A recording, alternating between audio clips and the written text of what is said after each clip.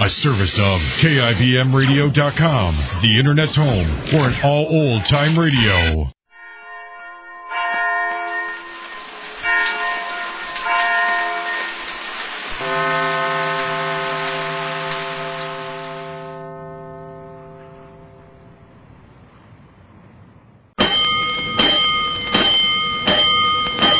Five bells. Stand by all stations. Attention all districts. A 5-alarm fire.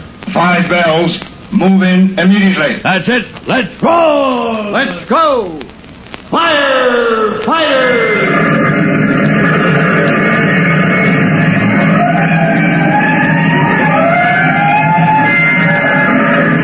Presenting Firefighters, the true-to-life story of our unsung heroes who stand ready to ride by day or night against our most murderous enemy, the demon of fire.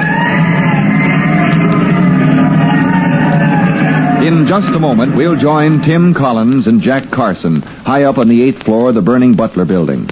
With Jack and Mrs. Lane, the woman Jack was trying to rescue, trapped between 2 blazing floors, Tim has made the hazardous climb by scaling ladder as Jack battles the fire, which now is closed in on their office retreat. Just when it seems there might be some chance of Tim successfully rescuing Jack and Mrs. Lane, an emergency occurs. And right now, with the fire getting closer, time is running out for all 3 of them. We'll join them on the 8th floor of the Butler building right after we listen to this important message. Let's go, firefighters. Let's go to the 8th floor of the Butler building, now a raging inferno, where Jack Carson is trapped with Mrs. Lane, the woman he tried to save, trapped with burning floors above and below them. With Tim Collins fighting his way up the sheer side of the building by scaling ladder, Jack makes the discovery that the fire is now roaring along the corridors of the 8th floor and threatens to make Tim's rescue efforts useless. But as Jack battles the fire with a standby pose, he is marvelously relieved to see Tim come through the window after his perilous fire. Hey, Tim, you made it. Tim, am I glad to see you. Yeah. You all right, Jack? I was afraid of what I'd find up here. I'm all right, but Mrs. Lane, I don't think they can take much more. Thank heavens you saved her. I knew you would. I got the standpipe line charged, I see. Yeah. Fire was coming down the corridor. Uh-huh. I figured maybe we could hold it until you got here. Oh, well, shut off the hose and close that door. Our job now is to get out of here and fast. You should never come up here, Jack. You broke the fire law, you know. I know I shouldn't have. I'm sorry. Yeah, but you did save Mrs. Lane, so don't forget you disobeyed the law. Now, look, here's what we'll do. Come on over to the window. All right. Down the scaling ladder, huh? Yeah, afraid that's how it's got to be, Jack. It's a long ways down and plenty dangerous, but it's our only chance. Yeah, but what about Mrs. I'll Lane? handle her. Now, look, I want you to go down first, down to the floor below. Yeah. Then straddle the windowsill and wait till we come down. You got it? I got it. Sure glad I listened to Jimmy's description of how to use a scaling ladder. Yeah, lucky you did.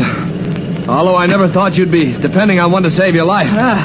Now, Mrs. Lane... Hey, Tim, look. Mrs. Lane, she's falling. Miss Lane. Oh. Holy smoke, she's fainted. Mrs. Lane. That's no use, Jack. She's out like a light. This business is too much for her. Is she still breathing? Wait a minute.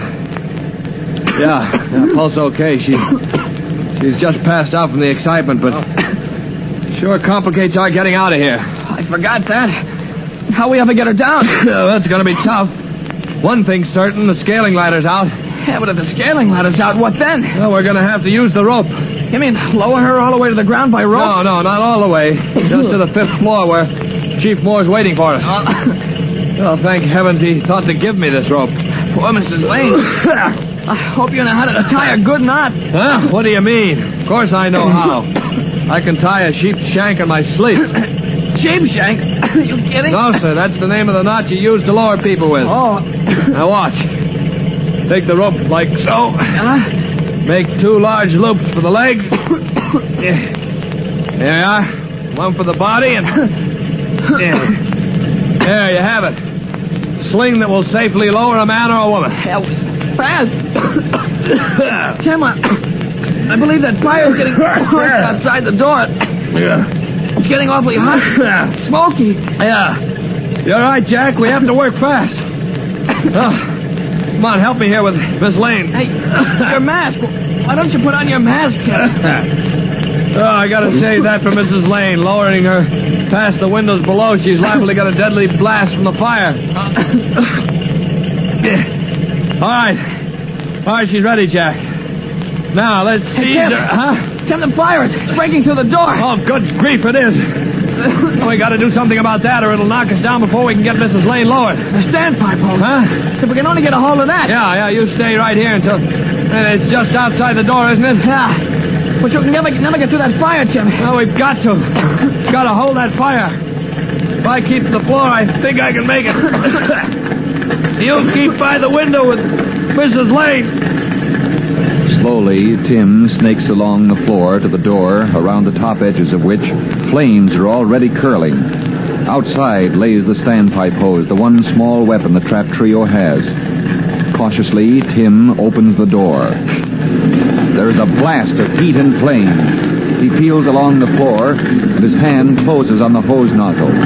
With a twist of the shutoff valve, a powerful stream of water surges forward. I got it. Thank heavens I got it. Hey, Tim! Are you all right, Tim? Yeah, Jack, I'm all right. I'm going to drag the line back into the room so we can keep a curtain of water between us and the fire.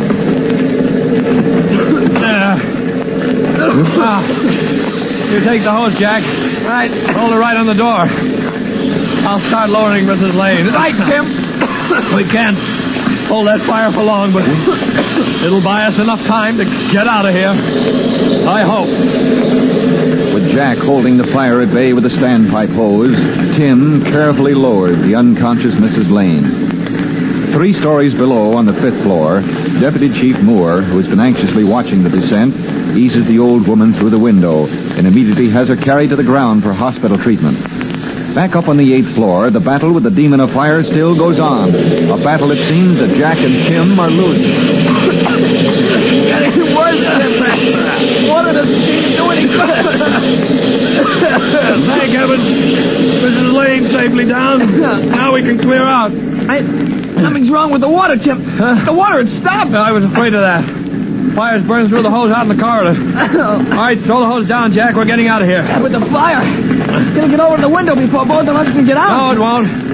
We're both going down that scaling ladder together. Haven't got time to take turns. Together? Well, yeah, it's been a long time, kid, since I played piggyback, but that's what I'm going to do.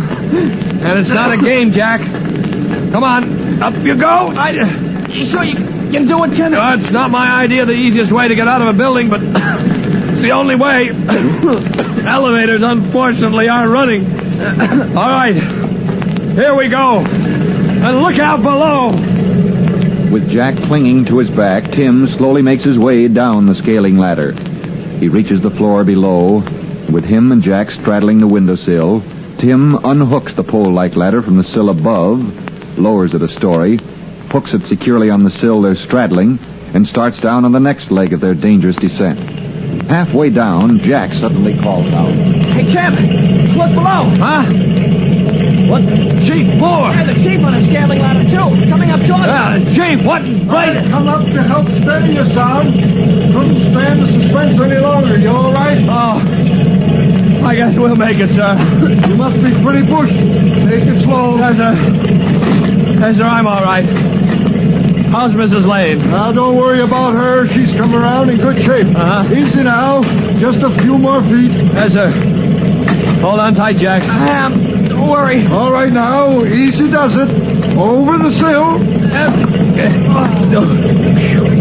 Oh, Tim. I've aged 10 years watching you two coming down the side of that building. Yeah. I think I've put on a few years myself, sir. Jack here is no kid anymore when it comes to weight. Well, thank heavens you're both safe. And the boys are moving up on the fire in the upper stories. Ought to have it under control shortly. Is there anything I can do, Chief? I'm ready to go back. You've done your duty for today and more. That was a marvelous piece of rescue work, Tim. Thanks, Chief. I guess I had a special incentive, knowing Jimmy's best pal was up here. Well, what I want you to do now, both you and Jack, is head for home. Both your folks are probably worried sick. Yes, sir. Get home and tell them you're both all right. Oh, yes, sir. It's a good idea, Chief. I could use a little rest. Me too. And this is one time I'm not going to kick about going to bed. Well, I guess both Tim and Jack have earned a good night's sleep after their experience in the Butler Building fire. But after a good weekend rest, Tim Collins, rookie fireman, will be ready for more adventures with the rescue company. Adventure of quite a different sort, I can promise you. It starts out with hilarious monkey business, but ends in quite a different way. Now, to be in on this thrilling fire drama, be sure to listen to the next true-to-life episode of The Firefighters. In a moment, Deputy Chief Dan Moore will be back with an important word for you boys and girls. But first, here's a message. And now, Deputy Chief Dan Moore with a special message for the Firefighters Brigade. Deputy Chief Moore. Hello, boys and girls. Your friend Chief Cody will be back with you next time, back from his week's trip to the Fire Chiefs Convention. But meanwhile, I'd like to ask you a question. You planning to have a party? Of course you are, sooner or later. Well, I'm not one to spoil your fun, but here's a little tip. When you use candles at your next party, be sure to have a grown-up light them, and have them nearby when you blow them out, because you can't be too careful with open candle lights. So be careful, won't you? For remember, what burns never returns. Well, that's all for now. Till Chief Cody greets you next time. So long. Fire Chief Cody and the young rookie fireman Tim Collins will be back on the same station the next time you hear... That's it. Let's roll!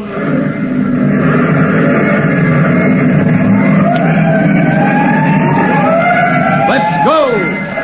Firefighters!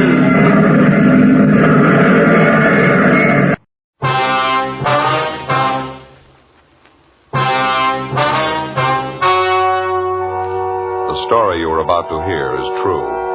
The names have been changed to protect the innocent. Fatima Cigarettes, best of all king-size cigarettes, brings you Dragnet on both radio and television.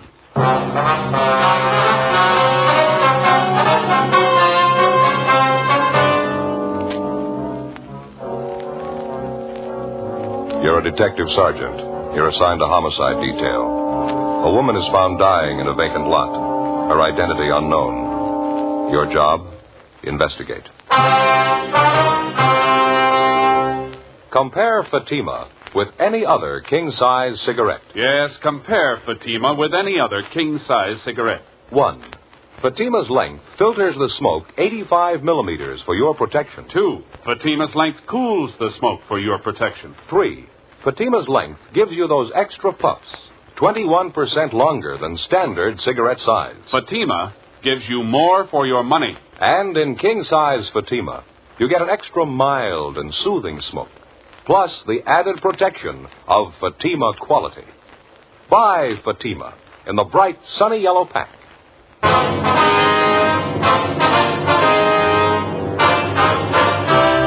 Dragnet, the documented drama of an actual crime. For the next 30 minutes, in cooperation with the Los Angeles Police Department, you will travel step by step on the side of the law through an actual case transcribed from official police files. From beginning to end, from crime to punishment, Dragnet is the story of your police force in action. It was Thursday, October 16th. It was cloudy in Los Angeles. We were working the night watch out of homicide detail. My partner's Frank Smith. The boss is Captain Lorman. My name's Friday. It was 9:48 p.m. when I got to Georgia Street Receiving Hospital, Dr. Hall's office. Joe, how are you? Hi, Doc. How about that case you got in from 7th and Union? How's she doing? She died about 5 minutes ago. Uh-huh. Fill me in. What do you got on it? You talked to the radio car officers, ones that handled the call? Frank's talking to him now out in the lobby. Thought I'd check in with you while he was handling that end. Not an awful lot to tell you, Joe. Ambulance G2 brought her in from the location. She was alive when they brought her in. Did everything I could for her. Didn't help much. Too far gone. Yeah, what's it look like? Chloroform poisoning. Pretty obvious. Probably self-administered. Looks like that anyway. She didn't last long. It's a little unusual, huh? Chloroform? Yeah. Under the circumstances, it sure is. Anything else? How do you mean? Well, any probable causes? Any marks on her? No, a little scratch on her wrist. That's about all. Where you got her now? Can we look at her? Yeah, bag number 3. Come on. All right. Ed Barrett called us, asked us for help. It's a rough night, huh? Yeah. Traffic went crazy tonight. Dozen cases in the last 2 hours. A couple of homicides, too. Busy night. You got the weekend coming up, huh? Yeah, not looking forward to it. Here we go. Over here. That chloroform sure hangs on, doesn't it? Sure strong. Notice the burns around her mouth, the nose, discoloration. Well, who is she? Any idea? We got her down as Jane Doe. You're going to have to take it from there. I understand the radio car officers couldn't identify her. Apparently pretty well off, huh? Nice clothes. Seems to be well kept. I'd say so. Expensive jewelry there. Rings, wristwatch. A little strange for a probable suicide, isn't it? Looks like she took good care of herself. Hair all done up, fingernails. About how old, would you say? Not more than 35. Just about that. Here's the chart on her. Time arrival, 9:38 p.m. from southwest corner of 7th and Union, vacant lot. Reason for call, possible drunk woman down. Jane Doe, number 4. Female, Caucasian, approximate age 35. Weight 128 1/4. Height 5'4". Brown hair, hazel eyes. Listed as Nordic descent. Probable suicide. That's it. Okay, Doc, thanks. I better look up Frank, see what he's got, huh? Okay. Haven't notified the coroner yet. You fellas want to take care of that? Yeah, sure, we'll call him. About all we can do unless we find some relatives to notify, huh? Joe? Yeah, Frank. Oh, hi, Doc. How are you? Frank, looks like you're losing weight. Yeah, 4 pounds in 2 weeks. Not too bad for me, anyway. What'd you get, Joe? Chloroform poisoning. Probable suicide. Find out who she is? I got to get back to my office. If there's anything I can help you with, come on back. Right, Doc. Thanks very much. Okay. How about it? Any identification? No, I talked to the fellas that took the call. Unit 182 was routine call. 390W down. They couldn't find out who put the call in. Said they found her in a vacant lot lying over against the side of the building. Yeah. They said she looked like she'd been drinking, then they got a whiff of the chloroform. And they found this empty container by her side. Here. Yeah. It ties in. They were careful handling it. Anything else? Well, while they're waiting for the ambulance, they talked to some of the people in the neighborhood. They couldn't tell them anything about the woman. The building they found her next to is a vacant store. No identification on her at all? No, nothing. No purse or wallet. I checked missing persons. No one of her description reported. Fellas who handled the call said they went over her clothing. No marks of identification. Better notify Leighton Prince, huh? Maybe they can identify her. Already called him, Joe. Looks like probable suicide. Sure, a new twist, though. Chloroform route. Hasn't figured out. What do you think? I don't know. No violence committed on the body. No indication of robbery. She had a wristwatch on. Rings, too. Wouldn't figure anyway. Chloroform angle. Yeah. No other physical evidence out there, huh? I mean, besides the chloroform container? Nothing else besides a handkerchief. Yeah, a plain white handkerchief, chloroform on it. They found it next to the body. It's the only thing that doesn't fit 100%. What do you mean? It's a man's handkerchief. 10:25 p.m. Frank and I took the dead woman's clothing, the handkerchief, and the almost empty container of chloroform and drove back downtown to the office. We dropped off the clothing and the handkerchief at the crime lab to be processed for possible identifying marks. The chloroform container was taken to latent fingerprints for examination. The following morning, the body of the unidentified woman was taken to the county morgue for posting. As soon as the dead woman's prints were made available to us, they were checked through our record bureau and also through the record bureau at the sheriff's office. In addition, they also made a run on her description. They were unable to identify her. We checked with the crime lab, but they couldn't help us either. A detailed examination of the dead woman's clothing failed to yield any leads as to her identity. Latent prints didn't have any better luck with the chloroform container. The only prints they found on it were those of the dead woman. Meantime, the morning papers had picked up the story and given it front-page billing. 11:16 a.m. How's that again, Doc? Yeah, I see. A little unusual, wouldn't you say? Yeah. Okay, we'll pick it up after lunch. Right, goodbye. Anything? Yeah, Doc Cephalo at the morgue. Just finished posting the body. What'd he say? The chloroform killed her. They even found traces of it in the stomach. Huh? That's right. It's a weird one, isn't it? Doesn't leave much doubt. Suicide. No indication it was anything else, is there? I got it. Homicide, Friday talking. Yes, sir. Yeah? Mitchell? That's so. Yeah, sure, be glad to. Yeah, we'll be here. You want to give us your address? Hello? Oh, here we go. What was it, Joe? Somebody by the name of James Mitchell. He's on his way down to see us, wants to talk to us about the dead woman. Yeah? He says he killed her. 11:50 a.m. While Frank and I waited around for Mitchell to show up, we checked his name through R&I, but we were unable to find anything on him. A few minutes before 1 p.m., a short, blonde-haired man in a blue serge suit entered the squad room and asked for us. He introduced himself as James Mitchell. Frank and I took him to the interrogation room where we started to question him. He told us he was a steel worker by trade, currently unemployed. He said he was originally from Alabama, that he'd been in California for approximately 2 years. After that, he lapsed into silence. We tried to question him about the dead woman, but we made little headway. The only admission we could get from him was that he killed the woman. Outside of that, he refused to say anything. Now, how about it, Mitchell? What's the trouble? You called us, volunteered a confession. You said you killed a woman. You wanted to tell us a story. Now, why don't you answer our questions? Jim, how about it? Aren't you feeling well? You want us to call a doctor? Jim? You're not giving us much of an out, mister. You volunteered to make yourself a suspect in this thing. You say you killed a woman. Now, why didn't you answer the questions? We can't keep this up forever. You ought to know that. You haven't answered a question almost an hour now. Look, if you're not going to talk, Jim, there's only one thing we can do. We're going to have to book you. Mitchell? Is that what you want? Go ahead and book me. I killed her. Go on, book me. Well, why can't you tell us the story? Now, you admit you killed a woman. Why won't you tell us about it? Why should I? I killed her. That's all you have to know. You said on the phone you'd tell us the whole story, didn't you? Now, what made you change your mind? You got the story. I killed her. All there is to it. You know better than that, Mitchell. You know the woman very well? No, not very well. What was her name? Mary. Mary what? Mary, that's all. I met her in a bar. I didn't know her well. I killed her. That's all you got to know. I had to. Why'd you have to, Jim? I don't have to tell you. I had a reason. Good reason. Robbery? I don't have to say. You have a fight with her? Lover's quarrel? Maybe. What's the difference? Now, this bar where you met Mary, that in downtown L.A., was it? Yeah, it's downtown. She had it coming. I'm glad I did it. Not worth much, huh? She was when I met her. Well, what happened? She go off the deep end? Guess so. What's the difference? She's dead. Well, why'd you turn yourself in, Jim? Figure you couldn't beat her? Maybe. How do you mean? I could have stayed out of your way if I wanted to. For a while, anyway. I didn't want to. Why not, Jim? Good reason. I'm glad I killed her. She had it coming. Now go ahead and do what you want. I know what the rap is. I'll pay for it. Well, if you're willing to take the rap, Jim, why not tell us the whole story, huh? You got the story. I killed her. That's all you need. Don't you want to brief us in on the details? How it happened, how it came about? Might be extenuating circumstances. You can't tell. Well, how do you mean? Different things that might throw a new slant on the case. Court's not going to hand down a decision until they get the whole story. You mean about Mary? I'll never tell them about her. Lousy things she did to me. Never tell anybody about it. Must have been pretty bad, huh? I mean, the way you took it out on her. She was rotten. All the way through. I had to kill her. Well, what happened with the chloroform, Jim? Didn't it work fast enough for you? Chloroform? Yeah, huh? Didn't it react on her fast enough for you? No, it didn't. I hated her. Yeah, I guess you did. Must have had quite a scrap with her. Struggled quite a bit, didn't you? And she fought me all the way. I got her, though. I hated her. Out of my mind, I hated her so much. Well, we've been trying to figure it out, Jim. What'd you hit her with? I mean, around the head and on the neck. What'd you use? Piece of metal? Yeah, angle iron. Uh-huh. Kind of lost my head. I kept beating her. She tried to scream, but I had my hand over her mouth, and then she fell down. She didn't make a sound after that. I see. Well, how come you took her jewelry? I mean, if you just wanted to kill her, how is it you took all her valuables, too? Jim? How about it, Mitchell? Well, I don't know. Spur of the moment, I guess. I took them, but I didn't keep them. I threw them away. I don't remember where. I'm glad it's over. All right, Jim.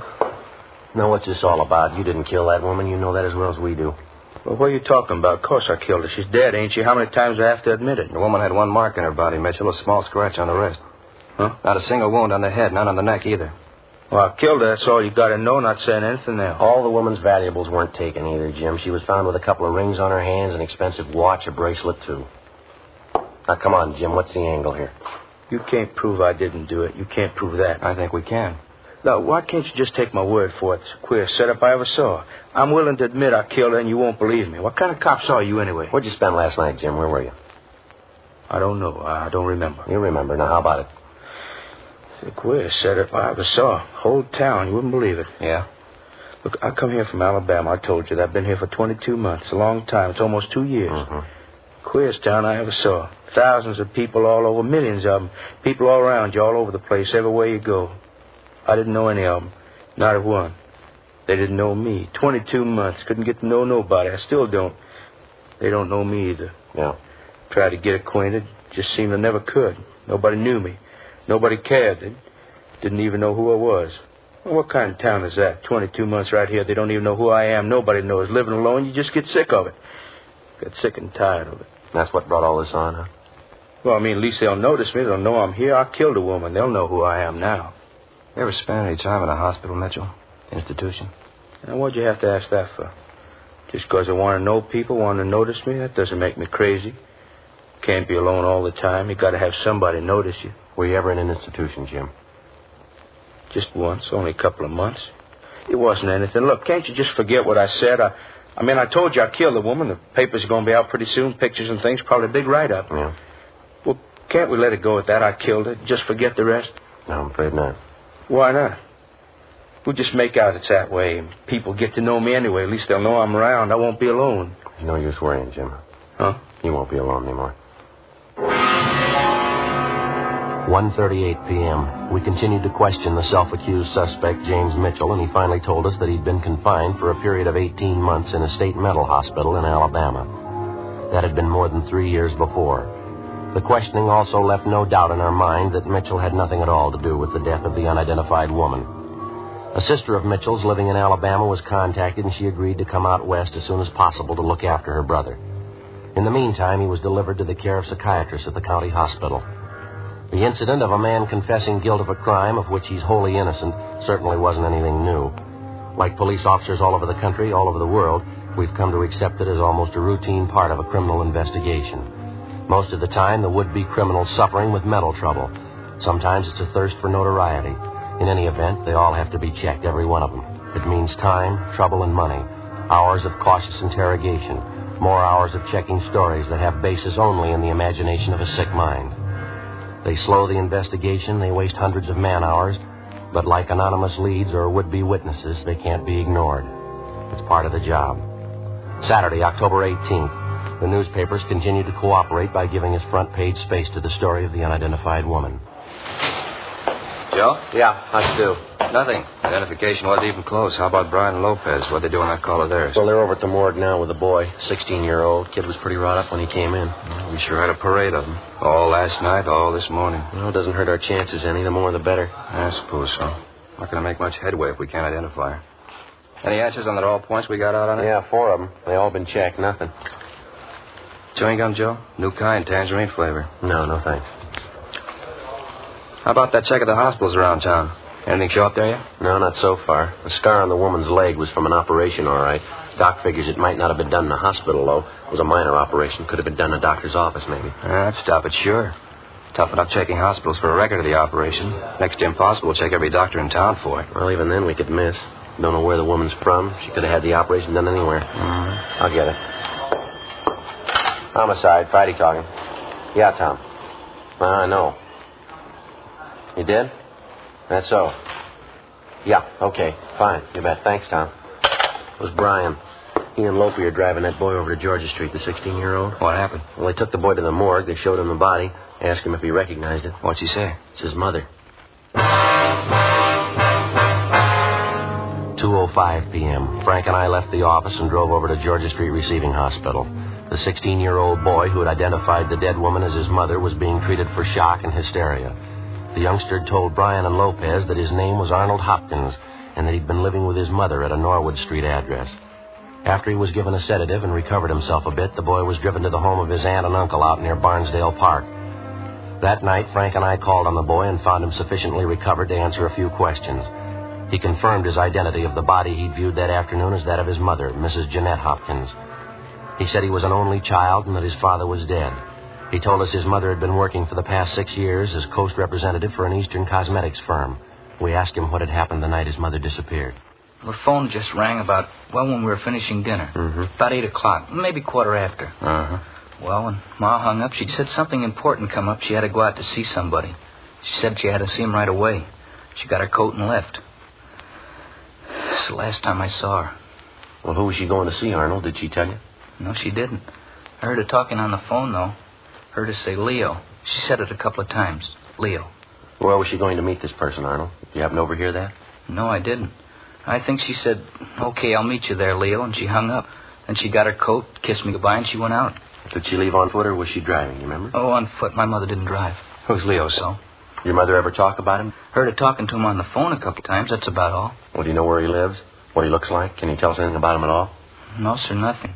I wouldn't know him if I saw him.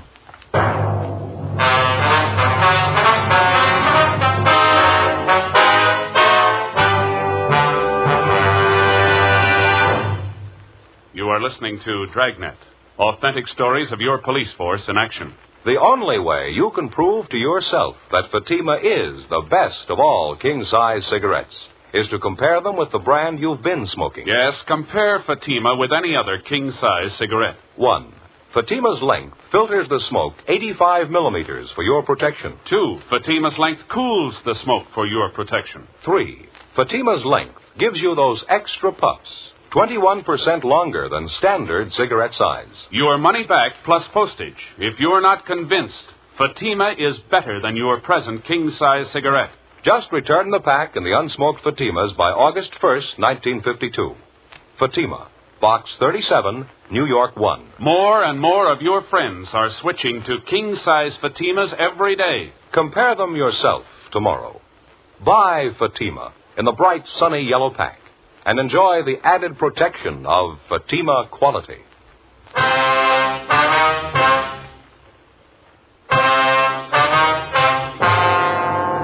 Saturday, October 18th, 8:30 p.m. Frank Smith and I continued interviewing the dead woman's son, 16-year-old Arnold Hopkins. The big lead pointed in the direction of the man known as Leo, who telephoned Mrs. Hopkins Thursday night, little more than an hour before she died, and made an appointment to meet her. It was a good lead, but it didn't go too far. All the boy could tell us was that the man's name was Leo. He'd heard his mother address a man by that name on the telephone several times, but that was the extent of it. He didn't know Leo's last name. He didn't know where he lived. He had no idea where his mother was to meet the man the night she died. We talked to the boy's aunt and uncle, the dead woman's brother and sister-in-law, but they couldn't help us either. Frank Smith and I obtained a list of all of Mrs. Hopkins' friends and business associates known to the son and the aunt and the uncle. We spent the rest of the weekend checking with them. Most of them gave us pretty much the same story. Mrs. Hopkins was well-liked and well-respected, both in her business and private life. She was devoted to her teenage son. She didn't drink, and socially her behavior was beyond question. She attended church regularly. She was active in several women's clubs engaged in social and religious work. None of the people we talked to could think of any reason that she would want to end her own life. All of them denied any knowledge of the man known as Leo. Monday afternoon, October 20th, Frank and I had another meeting with the victim's son, Arnold Hopkins. We had him check over the personal effects found on the body. Yes, sir, that's hers. The other ring, too. How about this bracelet, sir? Yes, sir. She always wore that. My dad gave her to her, I think. When he was alive, I mean. She always wore it. Mm-hmm. Now, the wristwatch, 2 rings, the bracelet, and this lapel pin here. That's about it, sir? Yes, sir, I guess so. You have her necklace, too. How's that? My mother's necklace. She was wearing it that night. She had it on when she left the house. Didn't you find it? What kind of necklace is it, son? What's it look like? Oh, it's made like the bracelet is. That one there. Mm-hmm. See, the two of them go together to set. Your mother wear expensive jewelry like that every day, did she? No, sir. She wore the bracelet quite a bit, not the necklace, though. She only wore that when she was dressed up. I thought about it yesterday. I meant to tell you about it. What's that, son? Well, right after she got the phone call that night, when she told me she had to go out. Yeah? Well, she went back and got her coat, and then she came in the living room and kissed me goodbye. She had the necklace in her hand. You sure she took it with her? Oh, yes, sir, I'm positive. After she kissed me goodbye, she went over to the mirror, and I saw her put the necklace on. She was wearing it when she left. I didn't think much about it till later on. Most of the time, she only wears it when she dresses up. She wasn't very dressed up that night. Joe? Yeah. Can you describe the necklace for us, son? Exactly what it looks like? Yes, sir, I think I can. When you saw your mother with a necklace on, did you think to ask her about it? Yeah, I did. She said she was wearing it because she wanted to look pretty. She was going to meet a good friend. Mm-hmm. And she didn't say where? No, sir. I guess she was wrong, huh? About her necklace, I mean. No, son. About her friend.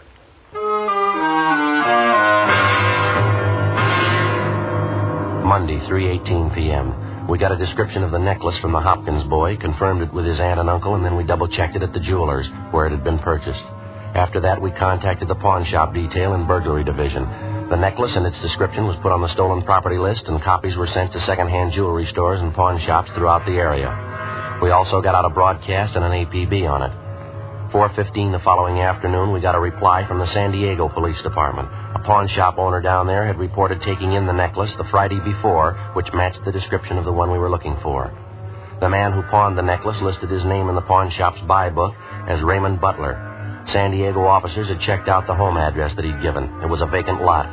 The necklace was sent back to Los Angeles, where it was identified as Mrs. Hopkins. The description of the man who'd pawned the necklace was forwarded from San Diego together with a photostatic copy of the suspect's signature, and we got out an all-points bulletin on him. 2 days passed. Nothing. Along with Bryan and Lopez, we continued checking all public places in the general area where the body of Mrs. Hopkins had been found. You got anything, Frank? Talked to a man by the name of Wagner, Joe. He told me she used to do a lot of traveling, business trips, most of them to San Diego. Wagner says he heard she had a boyfriend down there, a tall, dark-haired fellow. That's all, no name. I get it. Homicide Friday. What?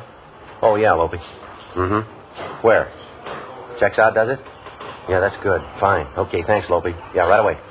Anything, Joe? Lopez, he and Bryan just checked a bar out in the neighborhood where the body was found. They talked to the bartender in the place, showed him the description of the man who pawned the necklace. Bartender says he knows the man. You sure? Pretty sure. He told Bryan and Lopey that the man's either a boxer or a wrestler, something like that anyway. You know the man's name, where he lives? Says his name's Taylor. No home address. You know his first name? Yeah, Leo. 1:25 p.m. After interviewing 4 other people who were in the bar the night of Mrs. Hopkins' death, Lopez and Bryan checked back in at the office. They told us that at least one of the 4 persons they talked to, in addition to the bartender, was sure that the description of the suspect who pawned the necklace fitted a man known as Leo Taylor, who was in the bar the previous Thursday night. He was seen in the place between 8:30 and 9 p.m., and he was seen with a woman answering Mrs. Hopkins' general description. The bartender had no idea where the man lived, but he seemed fairly certain of the man's name, Leo Taylor, and his occupation, either wrestling or boxing. 5:05 p.m. We made a run on Taylor's name and description through R&I, and we got a make. We checked his handwriting, and that matched out also. He had 1 previous arrest for assault and disorderly conduct. His residence was a West 11th Street address. We checked it out, but he'd moved 6 months before. The landlady had no forwarding address on him, but she told us one of the places he used to frequent was a gym on South Olive down near Olympic. We ran it down. All right, come on. I'm getting tired of come on. I checked with a fellow in the office over there. Joe says the man we once taking a shower back there, locker room. All right. In here? Yeah. Go ahead. Yeah. Hey, excuse me. Your name Leo Taylor? How's that? I said, are you Leo Taylor? Yeah, that's right. What is it? Police officers would like to talk to you. Oh, I'm taking a shower right now. You want to wait a while? Well, keep, Taylor. We want to talk to you now. All right. All right, what's the rush? What's it all about? I want to talk to you downtown. What do you want me downtown for? A routine check. Like to ask you a few questions. About what? Jeanette Hopkins? That's so? What about her? When's the last time you saw the woman, Taylor? I don't know. A couple of months ago. At least that. Why? We can talk about it downtown. Well, let's talk now. It'll take me a little time to get dressed. What's the pitch? You know as well as we do. You want to throw me that shirt, Mac? Thanks. What do you mean I know as well as you do? Know what? No rush, Leo. We can talk downtown. I read about it in the papers. It's a terrible thing. I was going to look her up one of these days. It's too bad. You live in Los Angeles, Taylor? Yeah, why? Ever get down to San Diego? Once in a while, not too often. You don't think I had anything to do with it, do you? How do you mean, Leo? With what? I mean, Jeanette, she's dead. You don't think I had a hand in it, do you? I tell you, I'm on a level with you, Leo. We've been on this thing a week. We've got you placed in San Diego. We've got you placed here. You say you haven't seen Mrs. Hopkins for 2 months. We can do a lot better than that. You were with her in San Diego 2 weeks ago. You were drinking with her in a bar out there last Thursday night. You were with her 20 minutes before she died. We got all we need, Leo. Got my coat there, Grayman? Check the pockets, Frank. Yeah. Gonna take a lot of proof. I guess you know that. Gonna take a lot of it. We got it. Better have. Let's see. Keys, wallet, comb. Yeah. Okay, let's go. No, just a minute, Leo. Yeah? Pawn ticket here. You forgot it. The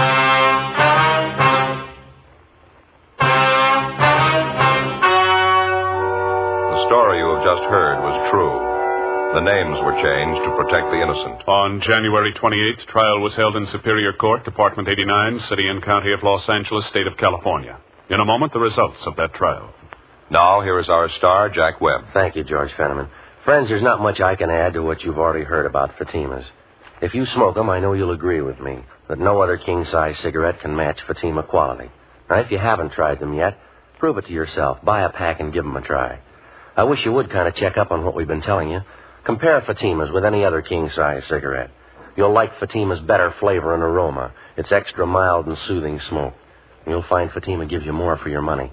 Yes, sir. In Fatima, the difference is quality. Buy a pack tomorrow. Fatima.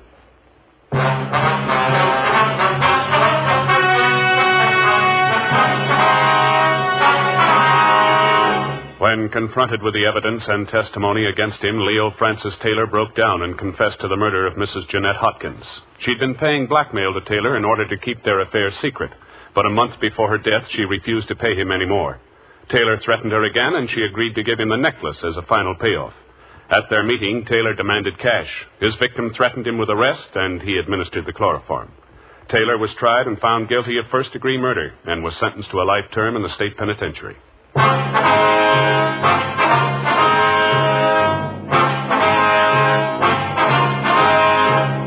You have just heard Dragnet, a series of authentic cases from official files. Technical advice comes from the Office of Chief of Police W.H. Parker, Los Angeles Police Department. Technical advisors Captain Jack Donahoe, Sergeant Marty Wynn, Sergeant Vance Frazier. Heard tonight were Herb Ellis, Vic Perrin, Gil Stratton, Jack Crucian. Script by Jim Mosey. Music by Walter Schumann. Hal Gibney speaking. King Size Fatima, made by the same people who make popular Chesterfield cigarettes, has brought you Dragnet, transcribed from Los Angeles.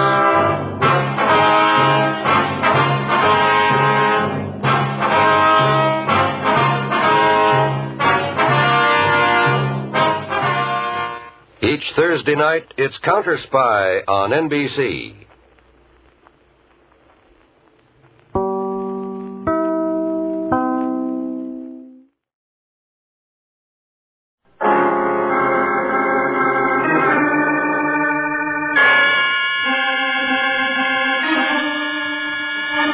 My name's Regan. I work for Anthony J. Lyon, International Detective Bureau. They call me the Lion's Eye.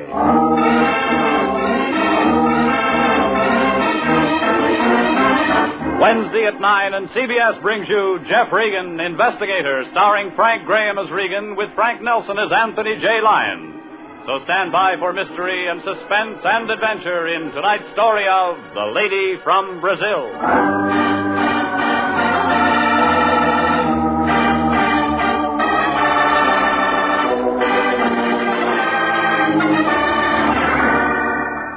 Her name was Irene Santino. The lady from Brazil, the Lion called her.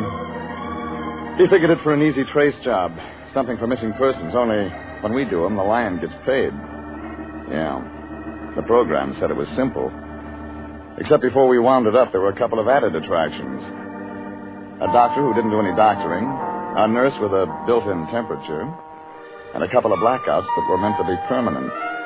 And guess what? In that last part, I was supposed to be the star. Anyhow, it all began late last Monday. I was home. My boss, Anthony J. Lyon, knocked on my door. And that's when I made my first mistake. I let him in. Regan, I'm glad I found you in. I'm just on my way home from the office. You could have kept on going. I'm out of Johnny Walker. Oh, now, Regan, I didn't come by just for that. You got anything else? No. All right. As a matter of fact, I want your advice, Regan. Cut out starches and get some exercise. What else? What would you do if you traveled 10,000 miles just to see your sister and then couldn't find her? I'd give up the search. You would? Why?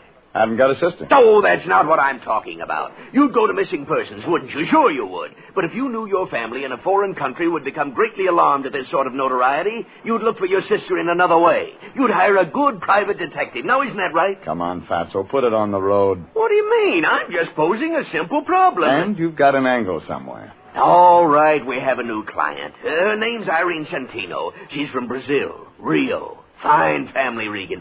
Coffee. She's engaged international to locate her younger sister, Carmen. I'm no St. Bernard. You'll do till I can feed one. Oh, now, I know you've been working hard lately, but, Regan, this is one of those occasions when I'm proud to be a part of our profession. We have an opportunity to help a young lady in desperate straits and at the same time secure goodwill from South America. Ever hear of the State Department? Of course I have, but they can't do it all alone. It's up to individual citizens to take responsibility, too. And that's the only reason you want me to find a sister? Absolutely. Now, Miss Santino is taking an apartment at this address. Here, go see her, comfort her, let her know International and the United States of America will do everything possible to locate her lost sister. Yeah. That all? That's enough. What'd she pay you? $200. That's a lot of green to get in advance. Well, she insisted. She's very anxious to find that girl. Watch out her check doesn't bounce. It won't. She paid cash.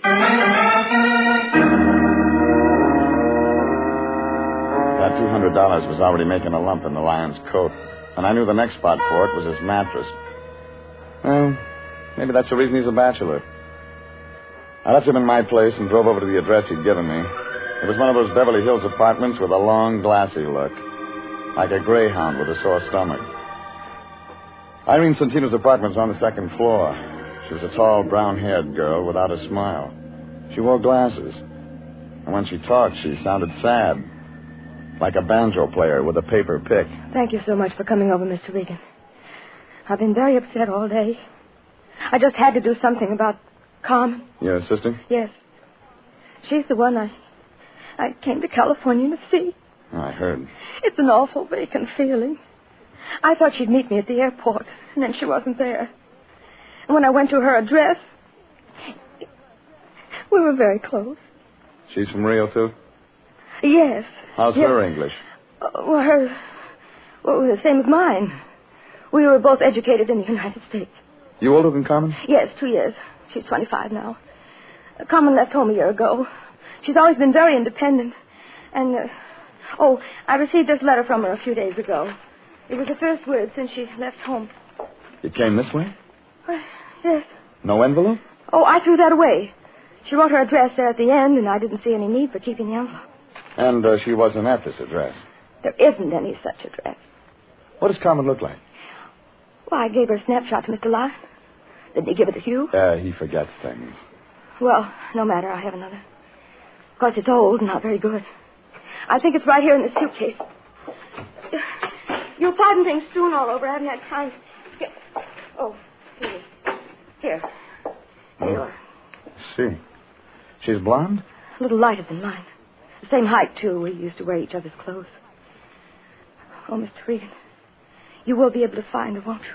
I don't think you want me to. Mr. Regan, are you trying to be funny? You hand me a snapshot so old it could be anybody, and a letter that says nothing, and you want me to turn up a blonde. But I thought those would be leads. She mentions the name of her doctor. Is he the man? Man? She left home a year ago. She wasn't following the crops. There was a man in it. I've got to have it all, lady. All right. There was a man. His name was Frank Martin. I met him once in Mexico City. She thought she was in love with him. He lives out on Laurel Avenue. You talked to him? No. But I asked questions around. I'm completely satisfied he knows nothing about it. Perhaps if you'd see the doctor, my sister mentioned... You want me to find your sister? Yes. But you don't want me to see this Frank Martin. I didn't say that. You didn't have to, lady. Okay. You'll get a report when I've got something. Oh, just one more thing. What's that? How long did you stop off on the way to shop in New York? Why? What makes you think I'd do that? When you leave your clothes strewn around the label show. There's no Saks Fifth Avenue in Rio. When I walked out, her mouth was wide open like she was trying to scream. Only nothing came out. I hung around outside the door for a minute to see if she'd use the phone, but nothing happened. I looked up Frank Martin in the city directory and drove over to Laurel. A 2-story apartment building the color of a bride's blush. It was wrapped around a swimming pool. Too small for people and too big for birds. Martin's name wasn't on the mailbox, so I looked up the manager. You don't know me, do you, Pilgrim? Well, I just got here. I played the Palace in 26. Oh, them were the days. Write it up and sell it to the movies. Them slobs. Central Casting called me in 4 years. Got a card? Afros, SAG, and the Musicians Union. I play French horn. None of them call me. I figure it's television. No union yet. I'm looking for a man named Frank Martin. Now, look, if you got trouble, stay away from Frank. He bruises easy. And you're just a mother, too. He's a nice laddie. Now, remember when I tell you. Sure. All right. Come on. I'll show you. Thanks. That's him. Up there. He stays in one key. All the time. A low one. You said that once. Well, here we are. You know, I kind of like you. You get around. Ever run into Mervyn Leroy? Not yet. If you do, mention my name, will you? Sure. What is it? Just say that Trixie Finnegan was asking for him. He'll remember old Trixie. How could he forget? You're not a whooping, you know. Come on in, it's unlocked.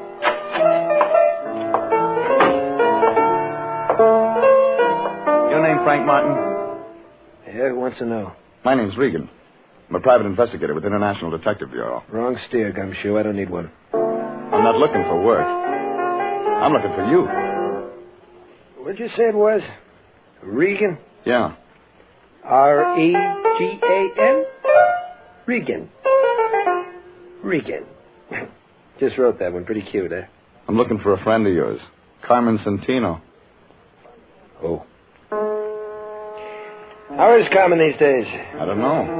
But you said you were a detective. I did. You sound like an amateur to me. You sound like a guy with a chip on his shoulder. You sound like a lot of things. You're trying to get tough, baby. It figures out when your name isn't on the mailbox. Yeah? Nobody would ever write you. I'll just skip that, Regan. Well, who hired you to do what? My sister's in town. She's looking for Carmen. I know Carmen had a sister. What else? You're the boyfriend. Boyfriend. It's real good. Let me tell you what she's like, Regan. Eyes just right. Hair just right. Everything just right. Wait till you see her in a bathing suit. That's something, brother. She isn't wearing one in this picture. Let's see. No, it's a bad picture, Regan. Hardly looks like her like she is. Ever met him like that? Well, we're going to be married, Regan. Only she decided all of a sudden she didn't want to. Just like that. It was her idea. Haven't seen her since. You try? Once. She moved. No forwarding address. That's all. Makes a good story. Yeah, but you don't believe it. Let me tell you the reason we broke up. It's a dilly. My hearing's good. Well, you've heard about the happy couple. The guy keeps getting loaded, can't lay off. Well, this is different. This is the big switch. Carmen. Yeah, Carmen. And why she was seeing a doctor? Carmen, seeing a doctor? Look, why didn't you get out of here? We don't like each other. My sister thinks something might have happened to Carmen. She's scared. Yeah, some of us are scared part of the time. When somebody makes a lot of noise looking for somebody, then everybody gets scared. You scared, Regan? Yeah. What about? Carmen Centino. I might be looking too late.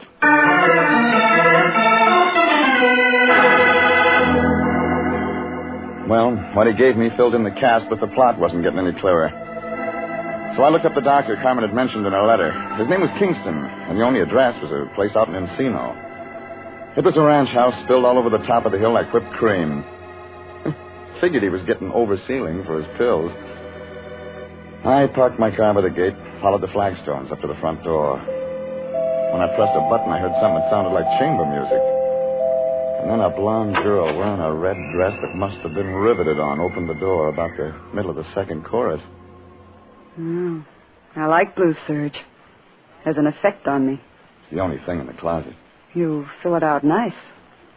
But you don't look sick. I want to see the doctor anyway. Come on in. We'll talk about it. You are tall, Mr. Regan. Regan. Who are you, Florence Nightingale? I hold the doctor's stethoscope. My name's Vivian Lytell. Mind telling him I'm here? He's busy. He just opened another bottle. Well, I'm right on time. Oh, Rex isn't sociable like me. He drinks alone. He gets more that way. Let me entertain you. Easy, Angel. I don't know how to fix a fracture. I've already got a man who can do that.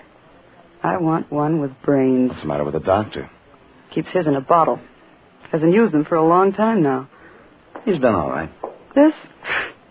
He'd be selling papers if his wife hadn't left him a good insurance policy. Don't you like his money? Oh, don't get me wrong. It's just that the girl has feelings, too. Yeah, they show. I'm glad I met you. We're going to have some nice afternoons. I thought you worked for a living. Got lots of free time. Besides, I should have at least one outside interest. Keep looking. You'll find one.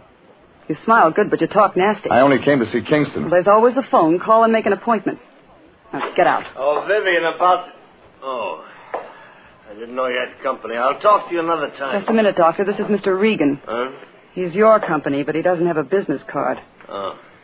Well, look, Mr. Regan, I'm no longer in practice, just doing research on my own. I have all the medical equipment I can use. I turned all my patients over to another doctor. I know one you forgot. Well, tell me who. Carmen Centino. Carmen. Go ahead, Vivian. I'll speak to Mr. Regan. Watch yourself, Rex. He doesn't know how to be nice. Will it take a minute? I'll crack some ice. You'll need a drink. She's a very fine nurse. Yeah. It's a Nice uniform.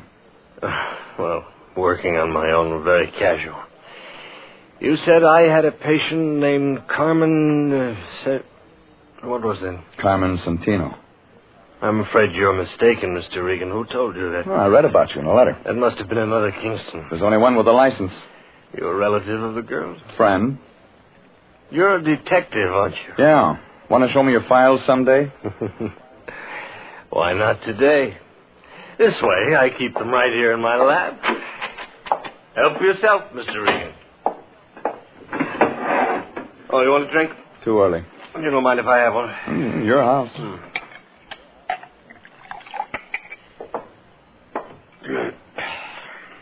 Didn't find anything? Not under Santino. She could have used another name. No, that's possible. When was I supposed to have treated her? Oh, about a year ago, according to this letter. Here, this is a picture. No. Oh.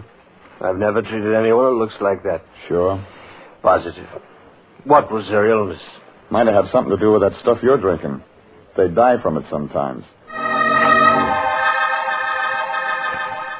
I see. You can't see it from this window. But just over the hill, my wife is buried. I had special permission from the county, of course, bury her on my property. She was a great comfort to me. We were very close. I haven't been the same since she passed away. And that is why I am no longer in practice. I didn't ask for that. Oh, but you did, with your eyes. You're a strange man. Do you enjoy making a living this way, prying into other people's lives, searching for what is best left alone? You still here, Rex? Yes, Vivi. He's just leaving. You didn't find your way? Yeah. Well, bye, Blue Surge. You were a real disappointment. Don't give up. I'll be back. Don't bother, Regan. The doctor will be out.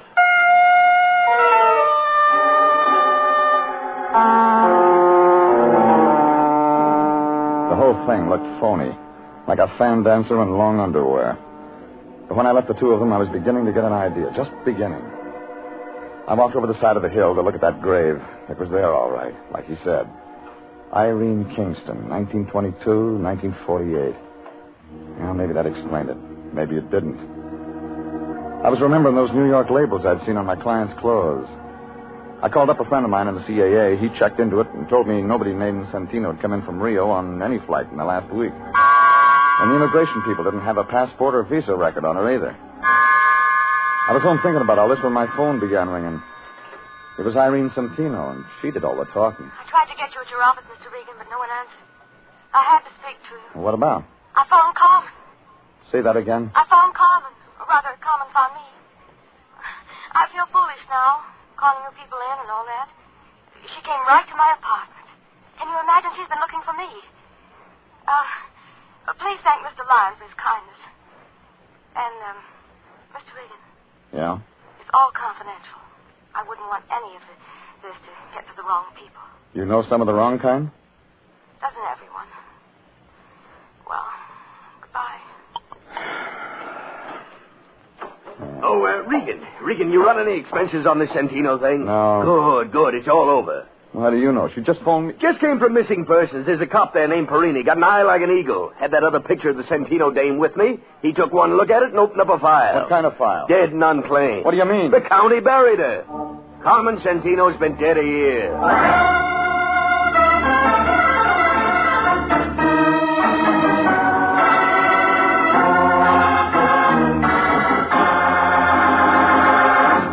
This is CBS, and you are listening to The Story of the Lady from Brazil, tonight's adventure with Jeff Regan, Investigator.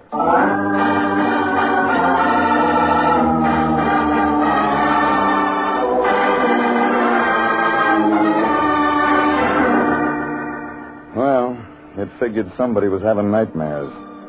I didn't say anything to the lion and went down to the Hall of Records. There was a little guy sitting at the desk in vital statistics.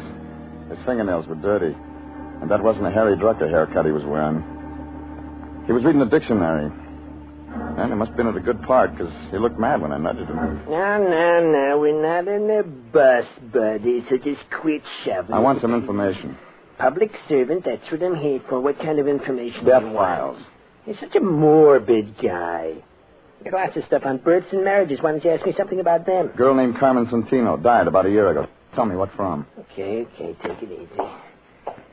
How do you spell it? Just like it sounds. Santino, huh? Yeah, Santino. What's this? Sabatini, Sailor, Senaki, Sanford. That's what happened to old Sandy. No wonder I ain't seen him around lately. Just Santino. Oh, yes, Santino, yeah. Yes. Santino. Date of death, 15 October, 1948. Cause of death? Alcoholic poisoning. Yeah, that's right. How'd you get it? Never mind. Who signed the certificate? Rex J. Kingston, M.D. Okay. Now, here's one more for you. Look up Irene Kingston. The doc's wife? Look it up. Okay, yes. Let's see. Kingsley. Oh, yeah. Kingston, Irene, 13 October, 1948. Cause of death? You guessed it again. The same. Alcoholic poisoning. Hey, this guy couldn't keep a patient. Well, that filled it in. I could see the plot, but I wasn't sure of the ending. So I didn't waste any time getting over to Irene Santino's place. But I wasn't fast enough. The door was halfway open when I got there. All the company had left, but Irene was still around. She was sitting there looking at the phone like it was all she had to think about. Miss Reed.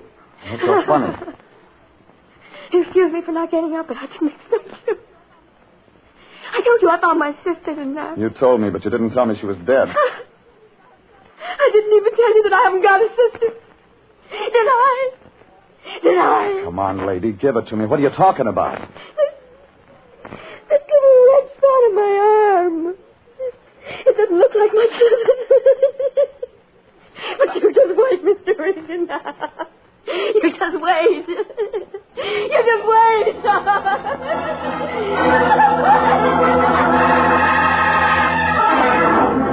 I found a doctor on the floor below. He grabbed his black bag and went to work on her. She quieted down to a slow, inside giggle. Then went out all the way. The doctor got a hold of an ambulance and carted her off to a hospital.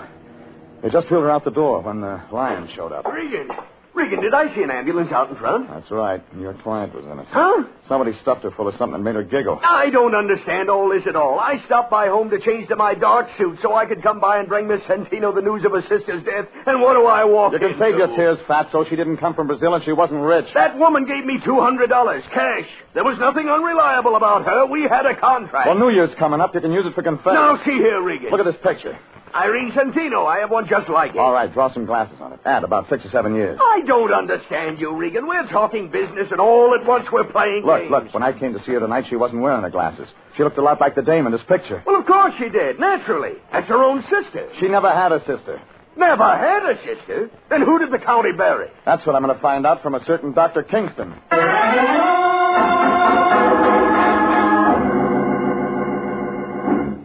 I had a feeling you'd be back. I built a fire. I forgot the marshmallows. We'll think of something else. I'm not mad anymore. I'm still looking for your doctor. Well, let me take care of you. I have a way with men. Didn't we do all this once before? Well, it's night now. I'm better with the lights low. You can ask me some questions. I know some swell answers. I'll bet. How do you like it? Your way. That's better. Now let's have a nice, quiet evening. Just you and me. That's why you wore that? You like it? You got talent, lady. Well, discover me. There's been a famine of men like you. You don't look underfed. Come on, you haven't touched your drink. I want to see him. Oh, all right. We could have had such a nice evening. Rex. What is it? Mr. Regan's here again. Oh, yeah. Hello, Regan. Didn't I tell you I'd be out? You told me that, but you didn't tell me what I wanted to know. Had to go to Vital Statistics to get it. What? You don't have anything in your files about Carmen Santino, but you signed her death certificate. Now, you get this, Regan. I don't have to talk to anyone who comes here without a warrant, and you haven't got one. When I tell the city attorney's office what I've got, they'll have somebody out here to open that grave on the hill. What do you mean, Regan? Irene Kingston died 2 days before Carmen Santino of the same thing. Dr. Kingston signed both certificates, and he collects on his wife's insurance. Only I don't think his wife really died. I think that extra grave on the hill is wounded dressing. My wife didn't die, Regan. Where is she now? I don't know. But she could be around town using the name of Irene Santino. It was a shot in the dark, but it brought results. Kingston swung the lamp base around it, connected on the side of my head. When I came to, I was in a white room in the back of the house. Nothing worked. Irene, So I will you just lay please there. bring a bottle? Vivian was standing there with Kingston. He looked sick, like an ostrich with Will a you sore throat. please, Irene? He had a needle in his hand. I got the shakes. You do it all right, Rex. Go ahead.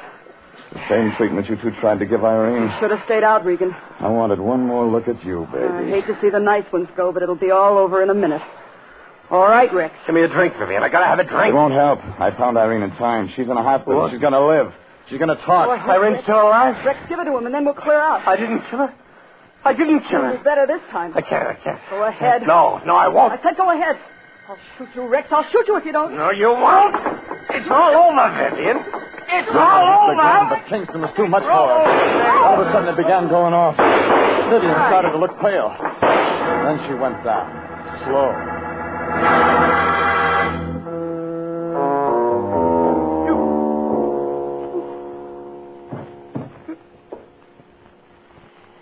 Oh, she deserved that. That's what you're going to tell the state?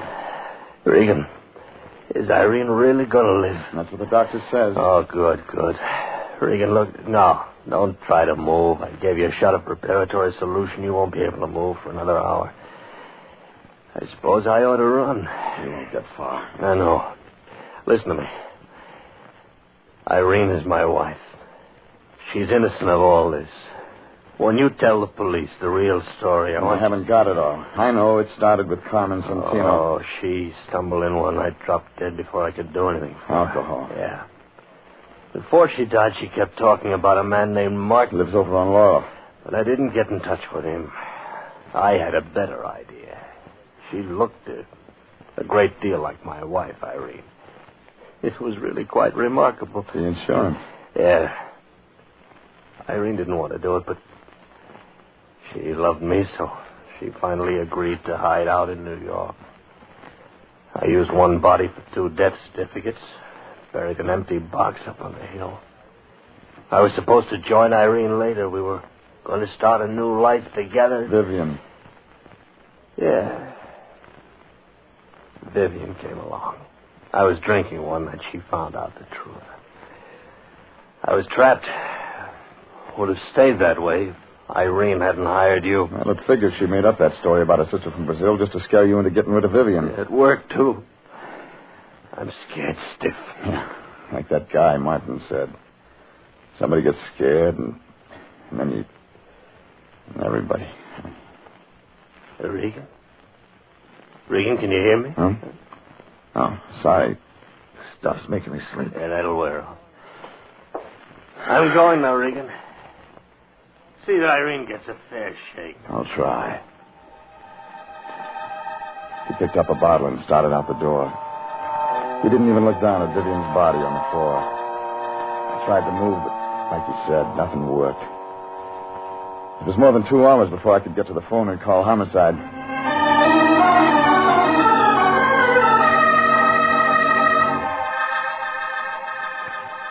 And it was more than 2 days before I talked to the line. Jeffrey, my boy, how you feeling? Better? Well, the fog's gone out of my head, if that's what you mean. Otherwise, I feel lousy. Oh, don't take it so hard, my boy. All in a day's work. Besides, there's the brighter side. Yes, indeed. Like what? Well, for one thing, they got that Dr. Kingston. He only got as far as Las Vegas. Crime doesn't pay, Jeffrey. Crime just does not pay. Doesn't, huh? What's this? Now, wait a minute. Give me that. Application, Consolidated Insurance. It's nothing, I tell you. You mean to tell me you're going to try to collect rewards? Well, we did expose an insurance fraud, and there's nothing in the world that stinks like a fraud. I'll say. Hey, wait a minute, Regan. Where are you going? Out to buy an Airwick.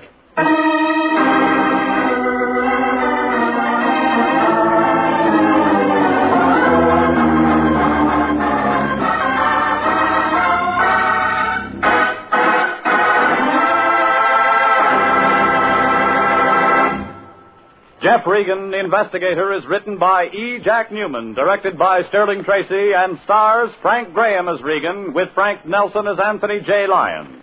Original music is by Dick Arant.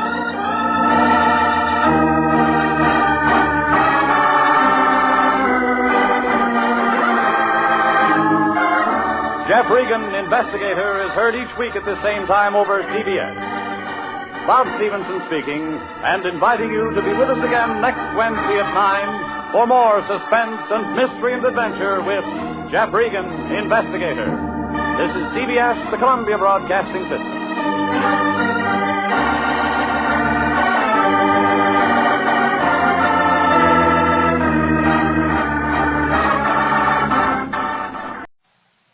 Ladies and gentlemen, you may now read Dragnet every day on the comic page of your favorite newspaper. Please consult your local daily paper.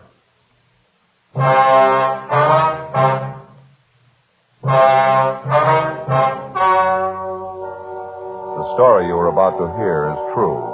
The names have been changed to protect the innocent. Fatima Cigarettes. Best of all, king-size cigarettes brings you Dragnet on both radio and television.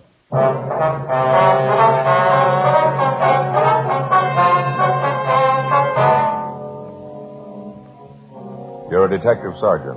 You're assigned to bunco detail. A team of confidence men are taking thousands of dollars from the people of your city. Their method of operation? Posing as solicitors for different charitable causes. There's no lead to their whereabouts. Your job? Stop them. Compare Fatima with any other king-size cigarette. Yes, compare Fatima with any other king-size cigarette. 1. Fatima's length filters the smoke 85 millimeters for your protection. 2. Fatima's length cools the smoke for your protection. 3. Fatima's length gives you those extra puffs, 21% longer than standard cigarette size. Fatima gives you more for your money. And in king-size Fatima, you get an extra mild and soothing smoke, plus the added protection of Fatima quality. Buy Fatima in the bright, sunny yellow pack.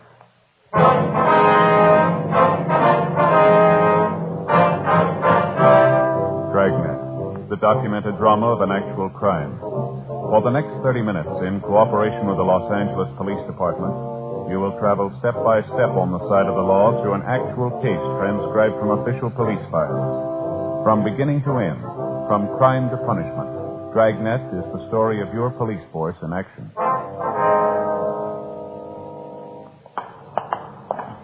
It was Tuesday, February 16th. It was cold in Los Angeles. We were working the day watch out of bunco detail. My partner's Bill Lockwood. The boss is Captain Steve. My name's Friday.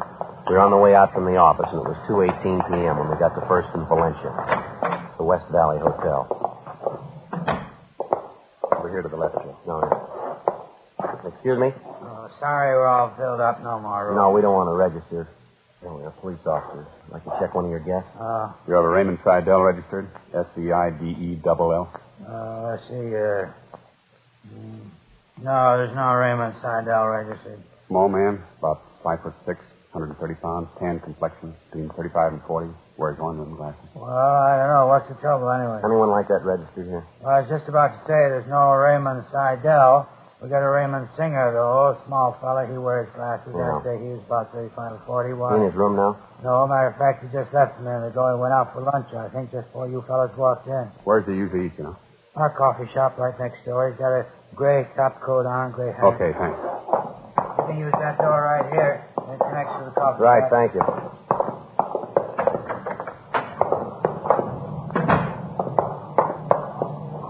Bottom?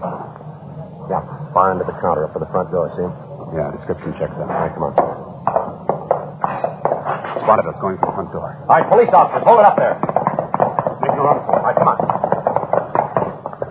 This way. Where'd he go? I lost him. Alley up ahead. He ducked in there. Down the ramp, Joe Hotel Garage. Ran in there. All right, come on, let's hurry. You spot him, Bill? No. Any other way out beside this ramp? Wait a minute. Yeah, down the far end there, another exit. I'll take that. You cover this end. Right. Hey, watch it, Bill. He's coming out. The blue sedan. All right, hold it. Look out, Joe. Coming at us. I'll go for his tire. on, Bill. All right, stay where you are. All right, don't shoot, don't shoot. All right, then hold it right there. What's the pitch, anyway? Wasn't doing anything. Hands behind you. Raymond Seidel, is that right? That's right. I wasn't doing anything. What's this all about? You know as well as we do. Look what you did in my car. Just look at it. You cracked it up, mister. We didn't. Come on. Come on, where? I haven't done anything. We want to talk to you downtown. I'm not saying anything. You can talk to my lawyer. Get the story from him. We already got it. Come on, let's go. 2:35 p.m. We took the suspect, Raymond Seidel, back to the hotel with us, where we checked his room thoroughly. Bill got on the phone, made arrangements to have Seidel's car impounded and a stakeout placed at the hotel. Then we drove back to the city hall and took the suspect to the interrogation room. A check through our Records and Identification Bureau earlier in the day had revealed a fair-sized record for Seidel. He'd had 4 previous local arrests, 2 for petty theft, 1 for second-degree burglary, 1 for grand theft auto. He'd been convicted on one of the petty thefts and also on the burglary charge, for which he'd served time in the state penitentiary at San Quentin. Bill and I started questioning him. The first half hour, we got nowhere. I told you I haven't been doing anything. I've been clean ever since I got out. Where were you last night, Ray? Knocking around town. What'd you do? Had a couple of drinks, went to a show, came out and went to see some bimbo I know. What's your name? Helen lives up on South Custer, and you can ask her. She'll tell you I was there. What time did you see her? About 10 o'clock? Yeah, just about. You're a liar, Ray. Hmm? You're a liar. What gives you a call to say that? It's the truth. And 4 other people must be lying. Well, what do you mean, what other people? You know what I mean. Now, how about it, Ray? I don't know what you mean, so help me. I don't. Why don't you give it up, Seidel? You ought to know better. We wouldn't have you down here if we didn't have you pegged. Pegged for what? I don't even know what you're talking about. All right, then I'll tell you, Ray. About 8:30 last night, you put in a call to a Mr. and Mrs. Gerald Keyes. They live out in East Hollywood, Gladstone, 3962. Mrs. Keyes answered the phone. You told her you were taking contributions for European children, war orphans. You knew she was interested in the cause. You asked her for a donation. You're crazy. That wasn't me. I don't even know the You woman. done Mrs. Keyes, and she agreed to contribute. She offered $50. You talked her up to $150. She asked you where to send the money, and you said, never mind, you'd be out to collect it. 45 minutes later, you were out there. You parked your car by a candy store down the street from the Keys' home. You walked up the block to the Keys' place, collected the money, and you left. Now, you prove it was me. You prove We got it cold, Seidel. Mrs. Keyes' husband got suspicious about the setup. 45 minutes after you phoned, you were at the front door with your hand out. You had no credentials, nothing. You noticed you parked your car down the street instead of in front of the house. You got the license number of your car when you pulled away. So the owner of the candy store. You parked your car just outside his place. All 3 of them can describe you and your car. Mr. Keyes, Mrs. Keyes, the man at the candy store. Yeah, they're right. Getting over to you, Ray? Gonna take more than a couple of people to build a case. All right, we got more. You gave Mrs. Keyes a signed receipt for the $150. You signed it Tom Seidel. Our handwriting man checked the signature with a specimen of your handwriting we got from your package. Now, they both checked, not a doubt in the world. What do you say? I don't know. What would you say? Your jam. What's the story? Listen, anyway, why should I dig my grave? Any way you want it. You're going to stay on the load for the last 2 months, including the one you pulled last night. It makes 14 cases. It's a lie. It's a lousy lie. Cigarette, Ray? What are you trying to do to me anyway? 14 jobs. I never hustled that hard in my life. That's how many we've had in the last couple of months. Why load them on me? Every one of them follow the same general M.O. Same way you worked it last night. We don't know where you got your list of names, but you contact people who are interested in different charities. You pose as an authorized solicitor. You get their money and then you take off. The last 2 months you've been collecting for more than 10 different drives. European Orphans, the Milk Fund, Summer Camp for Underprivileged Kids, Crippled Children's Fund. The people give their money in good faith and you take off with it. Look, your M.O. follows all the way through. It's a sour racket, Ray. We're going to lean hard on you. I said, will you wait a minute? No, when I'm done, I'll give you the story. Yeah? I'm not taking the whole load on my back. I'll cop out to the one last night, but that's all. You look good for all of them. Look, will you give me a chance? The one last night was the first try for me. It's the only one I ever tried. I'm squaring with you. I was crazy even to make a pass at it. I should have known better. I'm not a bunk man. I already told you, Ray. Last night's a close match with the other job. You say you'll cop out to one. How do we account for the other 13? Just among us. Whatever I say, I don't want credit for. All right. What's the pitch? Can I have that cigarette now? Yeah. There you are. Yeah, thanks. Here's a match. I got out into things Sunday night. Doing a little drinking at this place on Boyle Avenue. There were a couple of guys at the bar who were talking about it. I didn't know them. Talking about what? The racket. Getting a list of marks and collecting charity money from them. These 2 guys weren't working it. They just heard it was going on. They were yakking to the bartender about it. They figured some out-of-town grifters were doing it. And you figured you'd get in on the bandwagon, is that it? Well, I thought I'd try a couple of jobs, that's all. Need a few bucks to tide me over. Didn't look like much of a risk. How do you mean? Well, I heard about the M.O. the grifters were using. Pretty simple to copy. I followed it through just the way I heard they did it. They had a half dozen jobs under their belt already. If you knocked them over and they had to stand the rap, a couple of jobs of mine wouldn't make any difference. Free ride, is that what you figured out? Well, what's the difference? I didn't get it. Figured you'd catch up with them and they'd take the rap for my jobs along with their own. It's just my luck. You get me instead, and now I'm up to stand the rap for everything. Now, it's a pretty fair story, Ray. Any way of proving it? Sure, easy. These grifters started working here 2 months ago, didn't they? They hit pretty hard the first week or so, didn't they? Yeah. Well, I wasn't even in town then. Wasn't here the whole month. I was up in Monterey. Any way of proving that? Sure, ask the sheriff up there. Huh? Ask the sheriff. He'll tell you. Well, why should he know anything about it? He ought to. He had me in jail the whole month. 3:40 p.m. While Bill continued questioning the suspect, Raymond Seidel, I went down the hall to the squad room and put in a call to the Monterey County Sheriff's Office. They confirmed Seidel's story. He'd been arrested in the town of Monterey December 13th, approximately 2 months before, on charges of vagrancy and suspicion of robbery. He was confined in the county jail there from December 13th to January 15th, the same period of time during which the unidentified bunco men had started their campaign of falsely soliciting funds for various charities. While the information cleared Seidel of any part in the bunco charity operations throughout the city that month, he still had to answer for his actions the night before, soliciting contributions falsely from the couple out in East Hollywood, Mr. and Mrs. Keyes. After his statement was taken, Bill Lockwood and I drove Seidel to the main jail, where we booked him in on suspicion of 48 PC petty theft.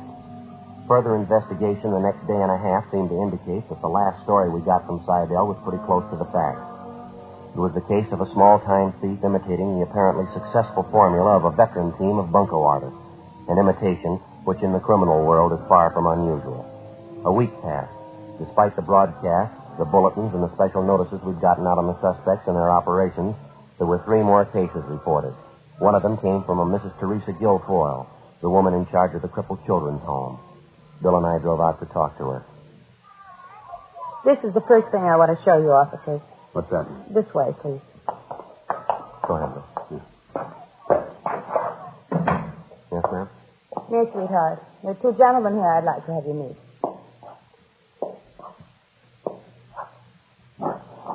Stephen, this is Sergeant Friday, and this is Officer Lockwood, their policeman. This is Stephen, officer. He's 3 years old. Well, how are you, Stephen? Hello, son. He'd like to say hello, officers, but he can't. His legs aren't his only trouble. He can't hear. He can't talk either. Oh, it's too bad. You're learning, though, aren't you, sweetheart? You bet you are. A little while with us, and you'll be talking a blue streak. All right, honey. You run along and play now.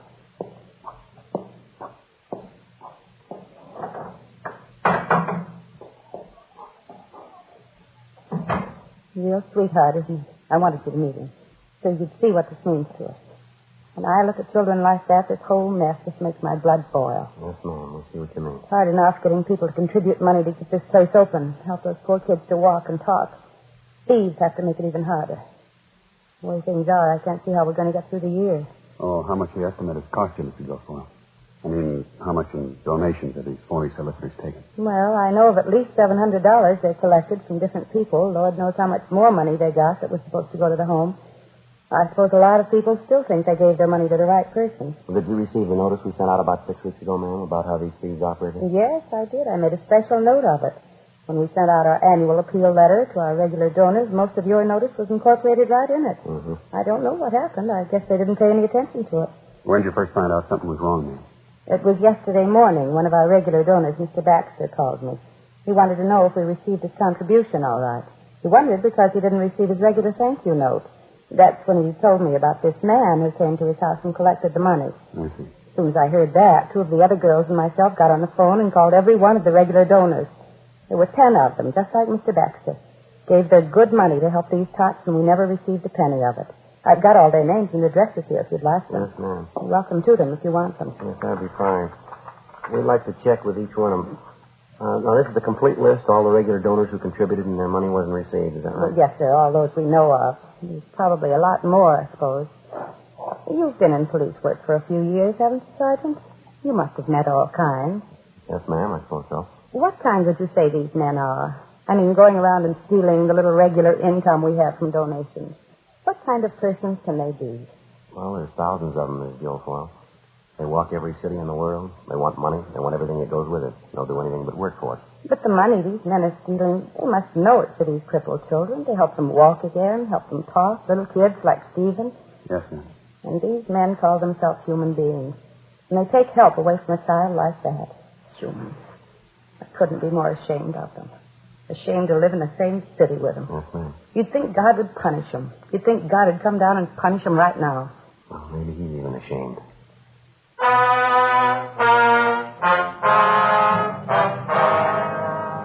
Before we left, Mrs. Guilfoyle gave us a complete list of the names and addresses of donors who contributed annually to the upkeep of the crippled children's home. For the next couple of days, Bill and I contacted each one of them personally. Those people who'd already given their contributions to the thieves unknowingly were unable to help us. Their descriptions of the men who solicited money from them in the name of the crippled children's home generally duplicated the descriptions we'd gotten from the previous victims. None of them were very detailed, but they did seem to confirm our theory that there were 2 or more men involved in the bunco operation. Receipts for the money they'd given the thieves were signed either by a Fred Wellman or a Norman Archer. The handwriting varied in each case. Those donors on the list who had not yet been contacted were the best hope we had of reaching the suspect. Since the crippled children's home appealed for funds only through the mail, we advised these people to get in touch with us immediately if anyone contacted them by phone and asked for contributions. A few more days passed. Monday, February 27th. We got a call back from one of these donors, a Mr. George Stage of the Consolidated Pool Company out in the valley. We located him supervising work at the site of one of their pool constructions in the Toluca Lake area. Oh, yeah, glad to see you again, Sergeant. Say, could you hold on just a minute? I want to test that batch of mud and see if the mixture's right. It won't take a minute. Yes, sir. Go right ahead. Andy, come here a minute, will you? How's that mixture look to you? Sure a nice-looking pool, isn't it, Bill? Big one. Sure be nice to have, wouldn't it? Yeah. Why don't you look into it? Well, all I could afford to do right now is look into it. Okay, Sergeant, 6 to an even. Want to go over by the truck, lose some of this racket so we can talk? All right, that's fine. I hope I got something for you. Not sure if it'll be worth anything to you. You said on the phone you got a call last night. Well, I didn't. My wife did. They wanted to talk to me, but I wasn't home yet. Out finishing a pool for some folks in Encino. Uh-huh. Have a seat there if you want. Clean off this running board for you. Oh, that's all right. Fine. Good. Well, what was the gist of the phone call, Mr. Stage? Who was it? Well, as I say, the wife answered. Feller told her his name was Mr. Archer. Said he was collecting for the crippled kids' home. Of course, the wife knew the setup. After you talked to me, I warned her about the phony collectors going around. What'd she tell him, Nancy? Well, she didn't get a chance to tell him anything. He did most of the talking. Gave her a big spiel about how much the poor crippled kids needed help. The wife asked him if he'd leave a number so I could call him back when I got home. Well, did he leave a number? No. Gave some phony excuse he wouldn't be at the same phone, something like that. No. Went out to ask her if she couldn't make out a check. Said he could come right out to pick it up. The wife said no, she couldn't. Matter of fact, she couldn't. I've got the checkbook. Excuse me. Andy, get one of the boys to help you down the hole. You can't do that all by yourself. My partner, Andy's a great worker. Yes, sir. Well, what was the upshot of the phone conversation between Archer and your wife, I mean? Well, she kept asking for a phone number or an address, someplace where I could get back to him when I got home. I guess they got it figured, though. He wouldn't give her a thing. And that's the way it ended, sir? Yes, sir, that's it. Might be I'll have better luck, though. Well, how do you mean? Well, this fella Archer told the wife he'd call me back tonight.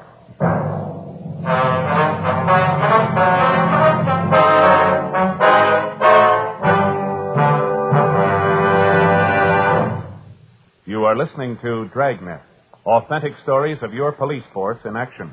Because of its quality, its extra mildness, its better flavor and aroma, more smokers coast to coast are switching to king-size Fatimas every day. Prove Fatima quality yourself. Compare Fatima with any other king-size cigarette. 1. Fatima's length filters the smoke 85 millimeters for your protection. 2. Fatima's length cools the smoke for your protection. 3. Fatima's length gives you those extra puffs, 21% longer than standard cigarette size. Fatima gives you more for your money. And in king-size Fatima, you get an extra mild and soothing smoke, plus the added protection of Fatima quality. Friends, in Fatima, the difference is quality. Fatima contains the finest tobaccos superbly blended. And Fatima is extra mild, with a much different, much better flavor and aroma. Remember, Fatima gives you more for your money because it's king size and because you get the added protection of Fatima quality. Look for the bright sunny yellow pack. Switch to Fatima today.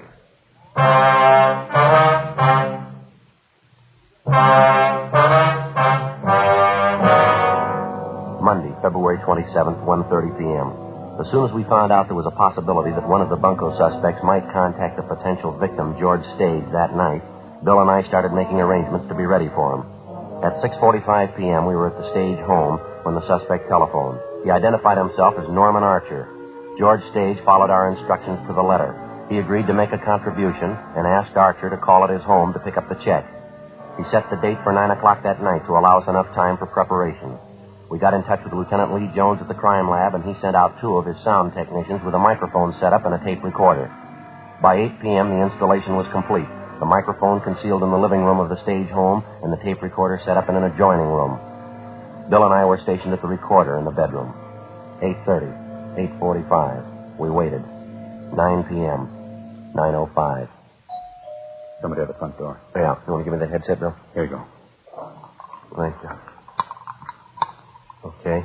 Want to turn on the recorder? Right, Joe.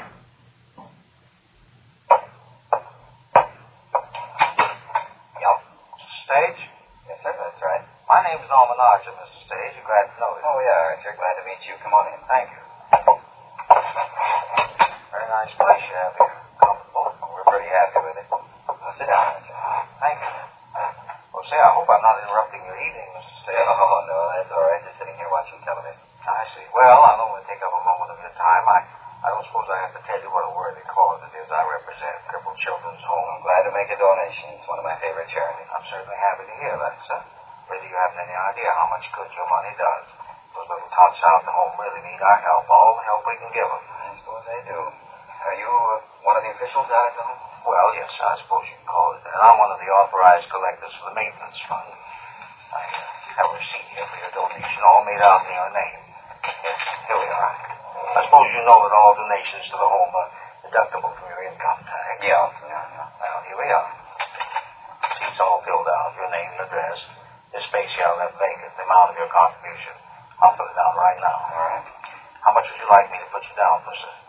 Well, I don't know. I don't have too much cash on hand. Would a check be all right? Well, actually, we don't like to be fussy, but it does help our bookwork. The donations are made in cash, still takes the handling of funds. Oh, well, I've only got $20 or $30 in cash. I'd like to give more than that. You sure a check wouldn't be all right? Well, as I say, it's simpler if the donation is cash, but a check is all right. That's fine. Okay. I get out for you. All I've got here is my company check. How's that? Company checks are all I have here. Consolidated Pool Company. I guess it'll work just as good. It'd be like a donation from the company. Oh, fine. Now, should I make that out now payable to the Crippled Children's Home? No, the home doesn't have a commercial banking account. It's not incorporated, you know. Oh, isn't it? I thought it was. Oh, I usually handle the check donations through my personal account, so you can just make it out to me. You know, we have to simplify bookwork, and it takes a lot of work to run a home like that, and we can't afford a bookkeeper either. See, I'll make it out to, I'm sorry, what's your first name again? Norman Archer. A-R-C-H-E-R. How much shall I put you down for? Well, let's see, I think I gave $200 last year. Yeah, I think that was it. Yes, we certainly appreciate it, too. Of course, it's like everything else. Our maintenance costs have gone up. You give those youngsters nothing but the best. I mean, if you could see your way clear to make it a little more this year, we'd certainly thank you for it. That goes for those crippled kids, too. Well, I guess I could make it a little more. We've had a pretty good year. Let's make it $250. That'd be fine. That's wonderful. Sure appreciate it, Mr. Stage. Really, if it wasn't for such a great cause, I'd be embarrassed asking you for money. No, not at all. Only glad I can afford it. Here you go. You better watch the ink. I think it's still wet. Thank you very much, sir. I guess I don't have to tell you again how much we appreciate it. Let's see. Where did I put my hat? It's right outside in the hallway. Oh, yes. There you are. Thank you. Well, I'll see that your check gets in the bank first thing in the morning. All right. Thanks for coming out. Pleasure, Mr. Stage. Thank you. Don't know how much this check means to us. I think I do. Good night. Good night, sir. Joe, come on, let's go. You hear it all right? You hear what he said? Yes, sir, we got it. How rotten can you get, huh? Yes, sir. Bill, do you want to take a look out the window? All right. Mr. Stage, will you leave that tape recorder right where it is? Don't let anyone touch it. We'll be back. Yeah, all right. He's pulling out, Joe. Heading down the street. Grace it in. All right, let's go. We'll call you, Mr. Stage. Yeah, okay. You see him, Bill? Yeah. Down past the next block. All right, let's hurry. Go ahead, slide on my side. Now, let's keep the lights off for a couple of blocks. Don't get them excited. All right. Can you see him? The one turning left, gray sedan. Is that him? Let's see. Yeah, that's it. All right. Pull up close if you can, huh? See if we can make his license. Give it a try. How's that? A little closer. Okay, that's fine. 1 sugar, 16605. All right. I'll check it and see if it's hot. 1K80 to control 1. 1K80 to control 1. Control 1 to 1K80. All other cars on frequency 6 stand by. 1K80 to control 1. Request rolling make for stolen and DMV on 1 sugar, 16605. Repeat, 1S16605. KMA 367. Control 1 to 1K80. 1 sugar, 16605. Stand by. You should have gotten a good look at him, Bill. Might have recognized him, huh? Yeah, I couldn't take a chance. Anyway, it's worth more if we get him and his partner together. Wrap it all up in one. Saves us a lot of headache. Yeah, well, don't lose him. He turned left up the next corner. Yeah, I saw him. He hasn't made it. Yeah, I think we're in the clear. All right, you can turn your lights on, huh? All right. Control 1 to 1K80. Control 1 to 1K80. 1 sugar, 16605, no 1. Car is a 1950 Pontiac, 2-door sedan. Registered to Charles A. Sutton, 5840 Octavia Street, Los Angeles. Motor number 1 Adam 6 Paul 3342. Legal the same. KMA 367. 1K80 to control 1. Would you check records for Charles A. Sutton? Age and description unknown. Rush request. We have suspect under rolling surveillance. Control 1 to 1K80. Roger. Looks like he's slowing down, Joe. Yeah. All right, don't press him. Yeah, he's pulling up. He's stopped there. Better cut the light. Yeah, pull up right here, huh? Can you see him? Yeah. Going up to that house. Porch light on. Yeah. Must be where he keeps his pad. Acts like he's been there before. There's a man answering the door. He's going in. Control 1 to 1K80. Come in. 1K80 to control 1. Go ahead. Control 1 to 1K80. We have a Charles A. Sutton, WMA, 42 years, 5'9", 163 pounds, brown hair, blue eyes. He has a long felony record, suspicion of robbery, suspicion of burglary, grand theft, bunco. Also 3 outstanding traffic warrants. License number 1 sugar 16605. 1K80 to control 1. Roger. KMA 367. What do you think? Let's take him. Right. All right, you want to take the back, Bill? I'll go in the front. Okay, give me a second to get around. Right.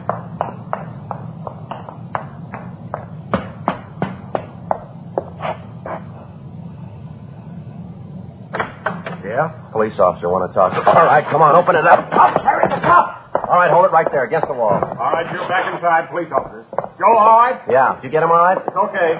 Come on up front, Smith. What are you trying to do? What's this all about? We'll talk downtown. You know what it's all about. All right, over next to your partner. What are you doing anyway? You haven't got anything on us. You want to get the cuffs on him, Bill? Stand still, both of you. Here's mine. What's the pitch here anyway? Harry and I haven't done anything. Busting in here like this, private house, you got no business here. $250 says you're wrong. What? This check in your right-hand pocket. All right, come on, let's go.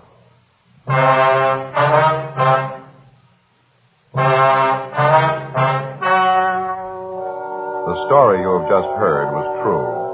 The names were changed to protect the innocent. On May 28th, trial was held in Superior Court, Department 88, City and County of Los Angeles, State of California. In a moment, the results of that trial. Now, here is our star, Jack Webb. Thank you, George Fetterman. Friends, this coming weekend, I'd like to suggest that you put Fatima's at the top of your shopping list. You'll find it mighty convenient to have enough Fatima's around the house to last into the next week. When you shop, just look for the bright, sunny yellow carton. You'll find Fatima gives you an extra mild and soothing smoke. And remember, Fatima gives you more for your money because it's king size and because you get the added protection of Fatima quality. Get a carton tomorrow. Fatima.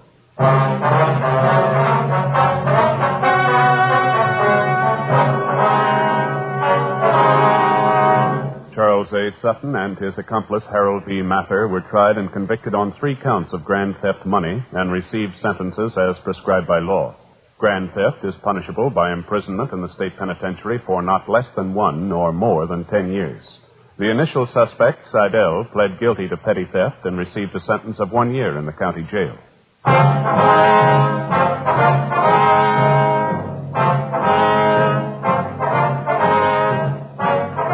You have just heard Dragnet, a series of authentic cases from official files. Technical advice comes from the Office of Chief of Police W.H. Parker, Los Angeles Police Department. Technical advisors Captain Jack Donahoe, Sergeant Marty Wynn, Sergeant Vance Frazier. Heard tonight were Ken Peters, Virginia Gregg, Vic Rodman. Script by Jim Moser. Music by Walter Schumann. Hal Gibney speaking. King-size Fatima, made by the same people who make popular Chesterfield cigarettes, has brought you Dragnet, transcribed from Los Angeles.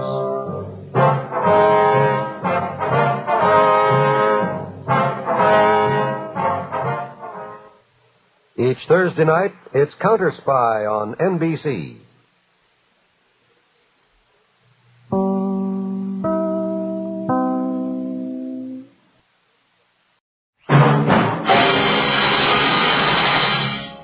Pat Novak, for hire.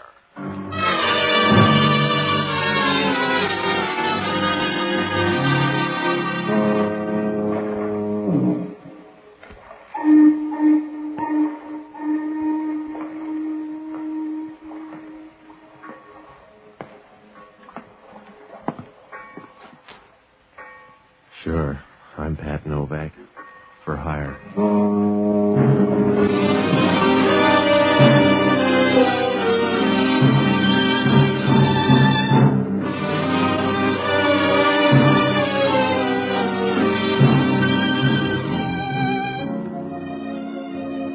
That's what the sign out in front of my office says. Pat Novak, for hire. Down on the waterfront in San Francisco, billing doesn't mean much. Everybody's got the same act. They're all out to turn a fast buck, and when you're in business down here, everything but murder is a parlor trick. Once in a while, your eyelids get sore from winking it too much, but it's a living. You get to meet the best people in town. There's only one hooker. You're liable to wake up some morning dead. Because around the waterfront, you don't need a union card for trouble. It sneaks up and paws you like a wet ghost. I found that out when I met Bruno Weiss. I closed up early Tuesday night, and I went home to catch up on last month's sleep. I don't know how long I was in bed. Must have been about 11 when I woke up. The room was dark and as stale as last year's Christmas candy. I had the goofy feeling that somebody was in the room with me. I was breathing kind of hard, and I stopped to have a listen. Somebody was sitting on my bed. Either that or the landlord had put in an echo. I listened again. Hello, Novak. You're mixed up, friend. I pay the rent here. Get your hands away from the light, Novak. Just be a good boy, and you can collect your old age pension. Now, look, I'm not crazy about waking up with strangers sitting on my bed, especially if they got baritone voices. Now, say your piece and beat it. Don't get jumpy, mister. When your eyes get used to the dark, you're going to see a gun about a foot away from your nostrils. I want the keys to your boat, Novak. Get them in the morning at $25 a smell. I want them now. Just tell me where they are. I'll do the rest. Don't get big-hearted. I don't want chatter and cocktails. I want those keys. Unless you want your face to look like a rump roast, you'll start talking. The keys are in the bottom drawer of the desk. That's the boy. Gonna bother you both a while. You'll get it back by noon tomorrow. There's the boat keys. 2 of them are. The rest open the front door of the U.S. Mint. Sorry I can't stay around, Novak. You sound like a card. Sleep tight, Novak. This'll have to do for a lullaby.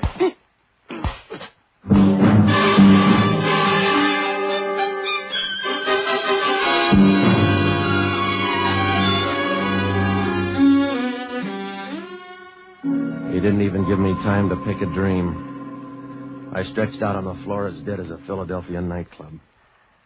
I don't know how long I stayed out of the ball game. Must have been a couple of hours, because when the phone rang, it was past midnight. I reached over to pick it up, but my hands were as steady as a maple leaf in a hurricane, and my head was big enough to sell by the pound. I finally found it in the dark and started talking.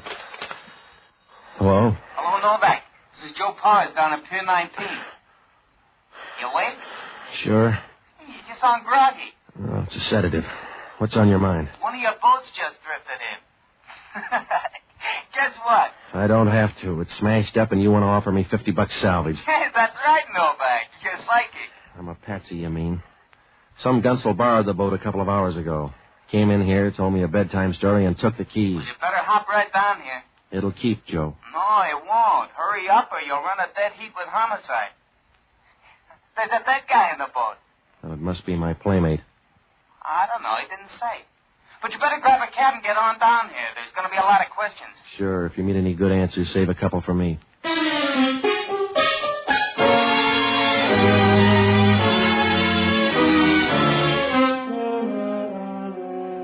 From now on, there was no waste motion. I knew that. If homicide was on the case, that meant Inspector Hellman. Well, he's a real nice guy, if you like his type. I had to do something soon. If I didn't, I'd have about as much chance as a pound of liver at a cat show. So I jumped into some clothes, and I was starting out of the apartment when I missed my wallet. The keys were attached, and that gunsel had taken the whole works.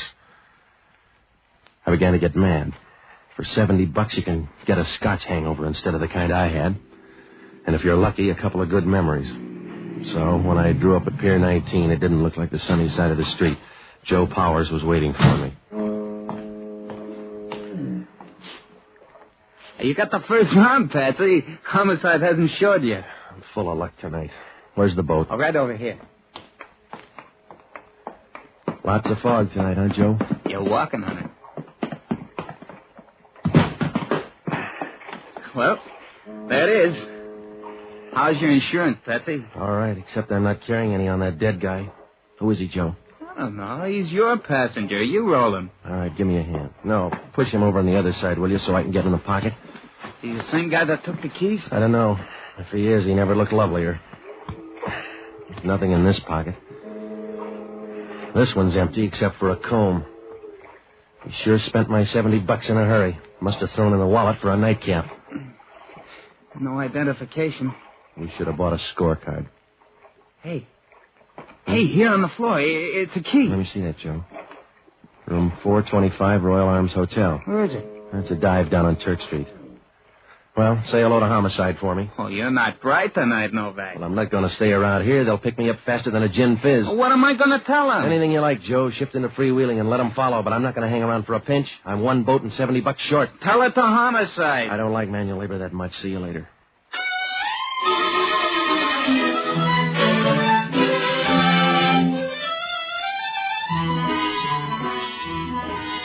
I started for the Royal Arms Hotel. On the way, I picked up the only honest guy I know, a bottle baby by the name of Jocko Madigan.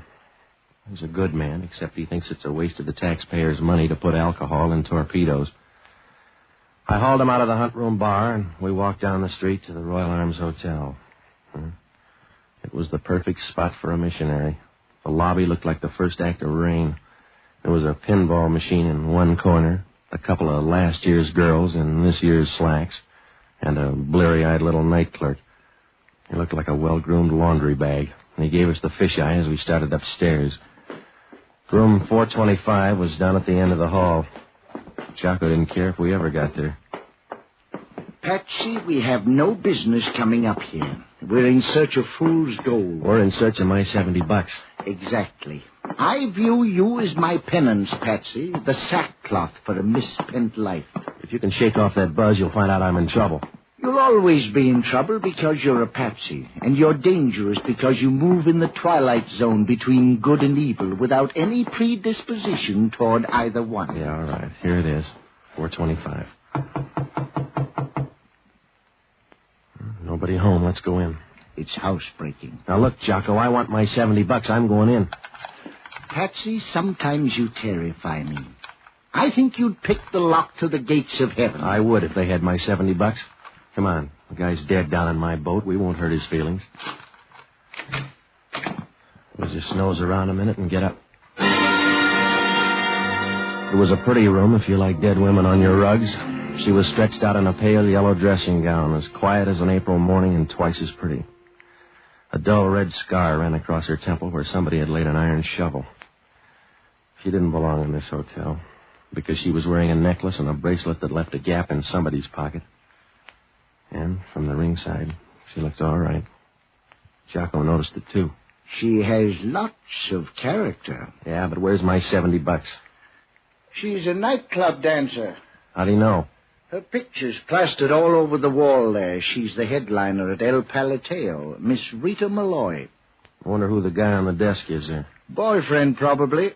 Let's get out of here, Patsy. Oh, wait a minute. How about that dead guy in the boat? Where does he fit in? I'll listen to that one, Novak. Oh, Hellman. What happened to the girl? She die laughing at you? It's Rita Malloy, a piece of change from the El Palateo. Uh-huh. Got a hat, Novak? No. Then you're all ready. Come on. Oh, get your brain lined up and look at her. She's been dead a couple of hours. You're still eligible, Novak. On your way down, you can explain that guy at Pier 19. Oh, you can't be that dumb, Hellman. I'm smart enough to see you peeking over the 8-ball. You look like a 10-to-1 shot, Novak, and I got my money on you all the way. If you're going to make this thing add up, you can't do it alone. I'll try. Well, that's what Firpo said. So I don't look good on this one. I'll look worse if I leave it up to you. You couldn't find a hangnail if you knew what hand it was on. You got 24 hours, Novak. I'm going to piece things together, and then I'm going to make a pinch. Pick out a soft spot. Yeah? Yeah. Stay near the phone. If it rings and a man answers, that'll be homicide. Good night.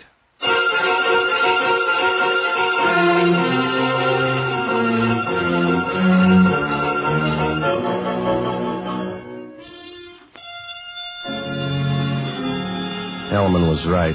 I looked like a sure bet for the rotogravure section.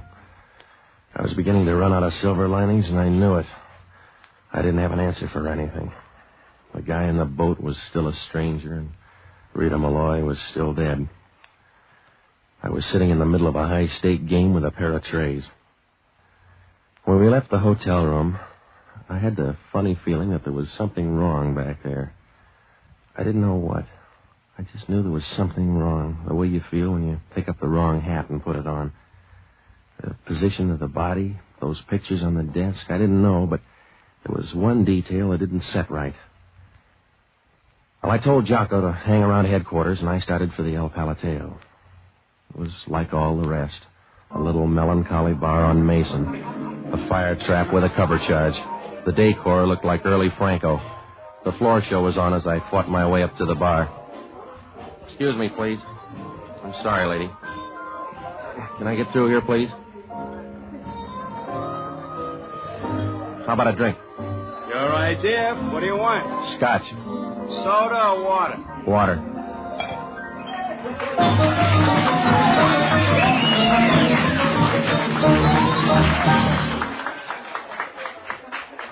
You got a nice club here. We like it. 80 cents. Too bad about Rita Malloy. Yeah? You don't seem heartbroken about it. I'm not a mother. 80 cents. Anything wrong, Eddie? No, boss. This guy's crying in his beer about Rita Malloy. Oh. I'm Manny Ryan. You own the club? A piece of it. My name's Novak. Call me Patsy at the moment. The police think I killed Rita Malloy. When you go on trial, Mr. Novak? I don't. That's why I came down here, to find out which one of your people killed her. I see. She was mixed up to her ears with some thick hoodlum. You, Mr. Novak? No, a guy right out of your set. He came rolling in with the tide this morning, playing rigor mortis all over my boat. Look, Novak, you better go see someone else to tell your troubles to. I'm a busy man. Yeah, well, so am I, getting out of a murder rap. You knew her, Ryan. In fact, I got an idea you knew her pretty well. Let's not talk that way about the dead. Your picture splattered all over her apartment. Were you engaged to her? That's one way of putting it. You better have a big fat alibi ready for tonight. Homicide's going to think you killed her. I'm betting on you for the finals, Novak. I don't need an alibi. She was a friend of mine. That's why you need one. People just hate their enemies, but they kill their friends. You better stay out of the public library, Patsy. You're not smart enough to understand epigrams. I'm smart enough to find out where you were from 10 o'clock until midnight. Go ahead. Circle around the club. But keep a drink in your hand. We run for profit.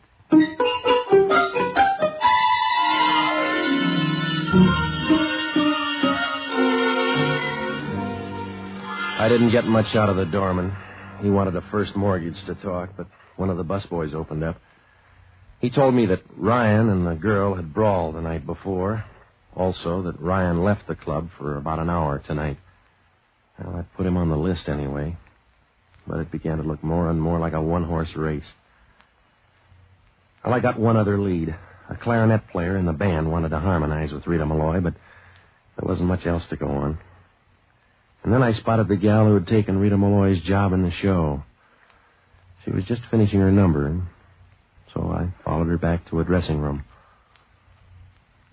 When she opened the door, I got a nice warm feeling like a melted cheese sandwich, and I was looking around for a rope to hang on. She was pretty. And when she said hello, you knew it was time to send in the varsity. Good evening. For some people, you mind if I come in? It's late in the season. I can't be choosy. All right. I'm Pat Novak. I'm Tony Drake. What do I do? Tremble? Talk, mostly. Did you know Rita Malloy? Around here, that was an occupational hazard. The police think I killed her. Did you? No. When I got there, they were tearing down the goalposts. Oh, that's too bad. I'd have been very grateful. It's something I'd like to try. Are you switching the topic, Mr. Novak, or have I been in the big city too long? I just want to know who killed her. You got any ideas? Nope. How about your boss? Maybe. She was getting a little frayed around the edges. How's his temper? No worse than a cobra's. He might have done it, but I doubt it. Anybody else? He was putting in a little overtime with a thug. Not a big, porky guy with a deep voice? I never saw him. I just heard that he was trying. Must have been quite a line. Anybody else? How about that clarinet player? No play. He was just a salmon swimming upstream. I see. Well, do me a favor, will you, Tony? All right. You only get one, so make it a good one. They're tailoring me for a trip over the hill unless I show up with a fistful of answers. Now, can you give me a list of all of Rita Malloy's friends? I can write them all down on a piece of confetti. I mean, everybody close to her. The people around the club here, the people on the outside. I'll pick it up in a half hour at your apartment. At my apartment? Yeah, at your apartment. All right, don't get sore. I was just inquiring, not complaining. All right. One other thing, Angel. Yes, Patsy? Don't forget to put yourself on that list. Be seeing you.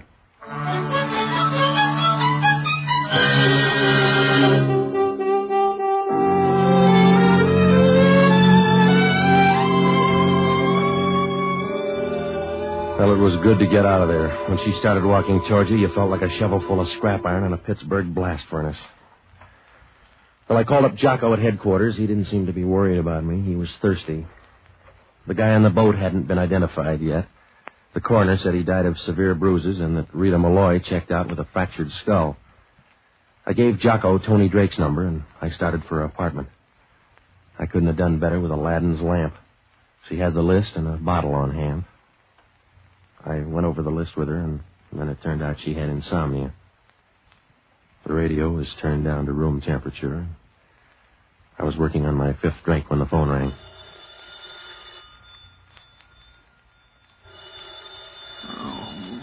Let it ring, Patsy. Oh, I better get it, baby. I think you're a sissy. No, prison pallor wouldn't look good on me. Hello? Patsy? Yeah? Are you busy? Well, depends on your point of view. What's up? I'm not tearing you away from that list of suspects. Let's have it, Jocko. They just identified the dead guy on your boat. His name is Bruno Schweiss. He's wanted in Miami, Florida. He's a hired gunman. Good. Now jump over and see Paul Stangl at the Chronicle Morgue, huh? I already have. There's no tie-up between Bruno Schweiss and Rita Malloy. There's got to be. Those two killings are tied up like ham and eggs. Hellman just got a report from the Harbor Patrol. They found a buoy knocked out of place. They figure your boat did it and Bruno got killed in the crash. What does that do to things? It clarifies them enormously. This way you're going to hang for only one murder. Good night, lover.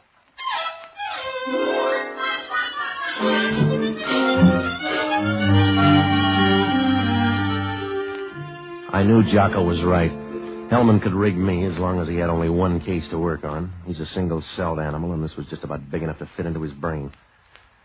Well, I left Tony's apartment, and I walked over to the El Palateo.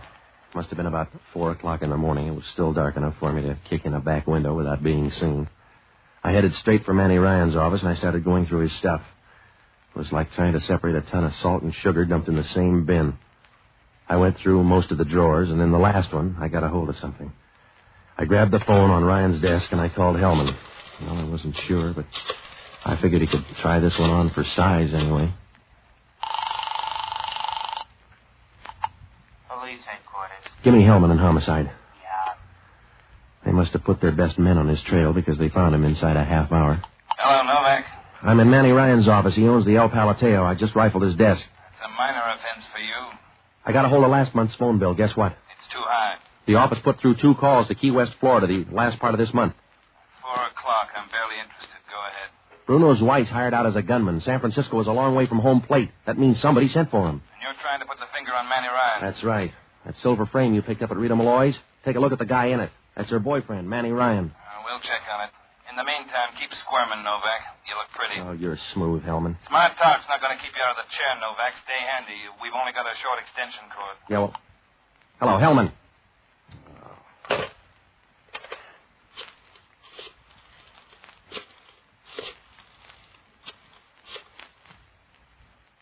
Hello, Lupos?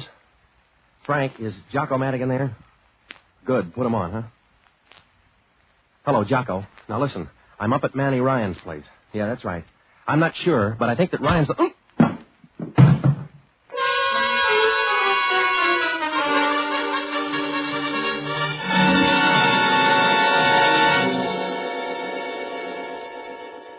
My head must have looked like a jackpot. Everybody in town was hitting it.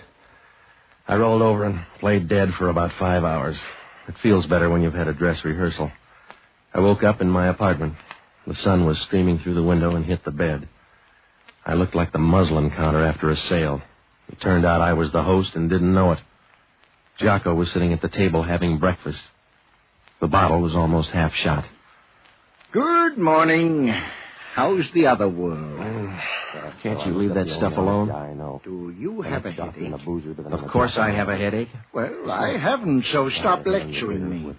How'd I get up here? I dragged you here by the heels. I met all the other hucksters on the way. All right, stop being funny and help me up, huh? I am the victim of a common error. You don't like me because I'm not entertaining when I drink. You don't object to my drinking. You object to my lack of wit. Oh, shut up. Well, it's discouraging to be condemned on moral principle when it's really a flaw in nature.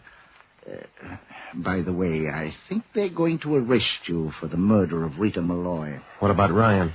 I've recommended clemency. All right, come on. What about Ryan? You bungled it. By the time Hellman got to him, he had an alibi all framed. The calls to Key West could have been made by anybody in the club, and Ryan's covered for the time of the murder. How about the others? They look good, too. Your girlfriend, Tony Drake, was gone for a while the night of the murder. Hellman won't bite. She's just sitting there ready to spring an alibi. That's right. With legs like that, she can dig up a cousin. You better get worried, Patsy. I am. The El Palateo is a dead-end street. I don't know where to go from there. That guy Bruno in the boat could help. There's some connection between Bruno's wife and Rita Malloy. You're the only connection I can think of. Yeah. Hello, Novak. This is Hellman. Yeah? You were right about Bruno's wife and Rita Malloy. We just went through her safety deposit box. I'll bet you handled the money. She had a clipping on Bruno's wife from a Miami paper, 1937. Go on. Divorce action between Zweiss and Miss Olga Pryor. Well, did you look up Olga Pryor? That's where we run out of gas. Nobody knew her. We have no description. Well, how about Rita Malloy? Any dope on her before 1937? I was going to ask you. You were in the room with her when she died, don't you know? No, I don't. I'm disappointed. I figured you'd know a little about her habits. Huh? You wrote the book, mister. I figured you for an answer. Yeah, I got one. And you just gave it to me, Hellman. Huh? Meet me at the El Palateo in a half hour. Now, if you're a real good boy, I'll tell you who killed Rita Malloy. Are you going to be there? Yeah. That's all I want to know, Novak.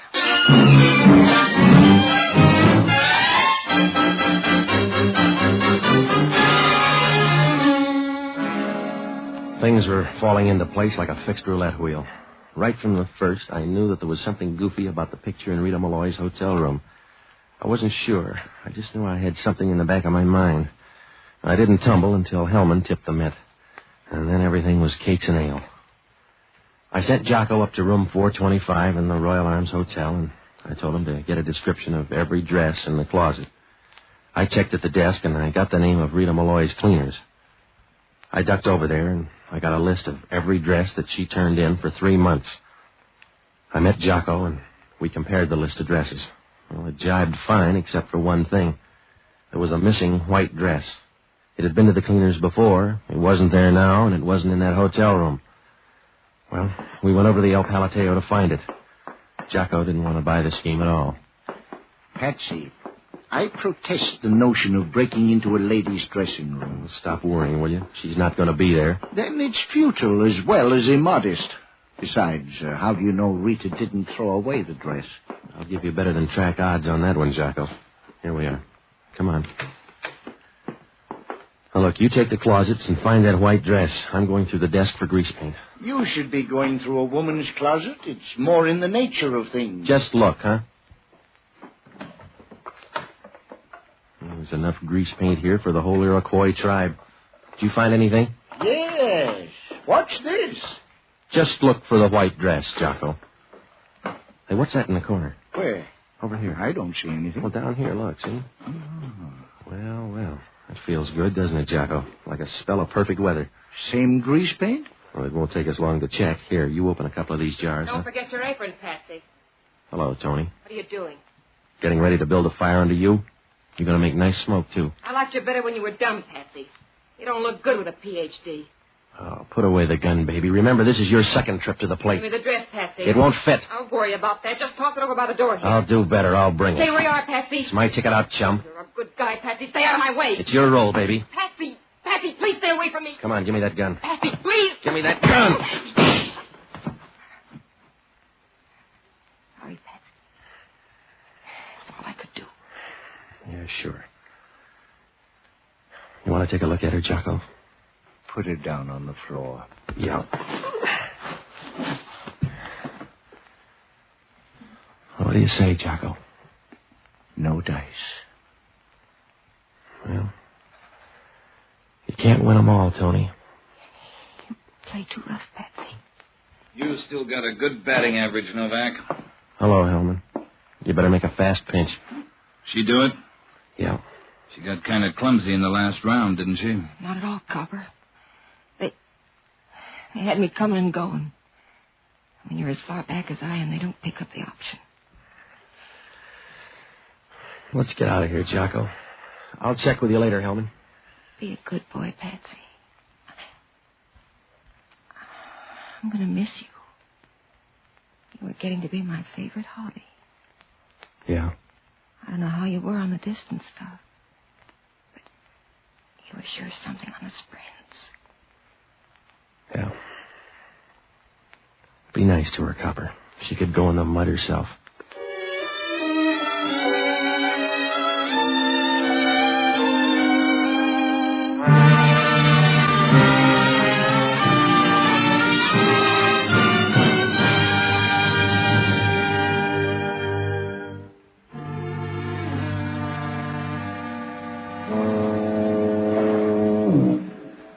Well, it was blackmail, of course. Tony was once married to Bruno's wife. Rita Malloy found out and started to squeeze Tony. Well, Tony wouldn't buy that, so she killed Rita Malloy in her hotel room. She made one mistake. I didn't tumble until Hellman mentioned a woman's habits. Then I knew what was wrong with that picture back in Malloy's hotel room. It hit me like a discordant note in music. Rita Malloy was lying on the floor in a dressing gown, but she was still wearing her bracelet and necklace. Well, when a woman undresses, she always takes her jewelry off first, and then she takes off her dress. Rita Malloy didn't do that, so I took a flyer and decided that somebody had taken the dress off her and put on a dressing gown. Why? Well, because there was something wrong with the dress. It pointed too much in one direction. Well, it could be a lot of things, but probably grease paint. Tony called Bruno out here. He was supposed to use my boat to dump the body, and when he didn't make it, Tony got scared and lugged away the dress. My $70? Well, it would have looked better on a fixed fight. Well, Hellman asked only one question. How did I happen to know that when a woman undresses, she always takes off her jewelry first? I must have read it somewhere.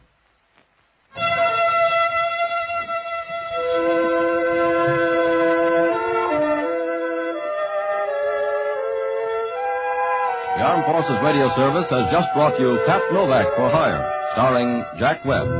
Pat Novak is produced by William P. Russo. Jocko Madigan is played by Tudor Owen. Inspector Hellman is played by Raymond Burr. Music was composed and conducted by Basil Adler. Be with us again next week when over most of these same stations we'll bring you Pat Novak for Hire.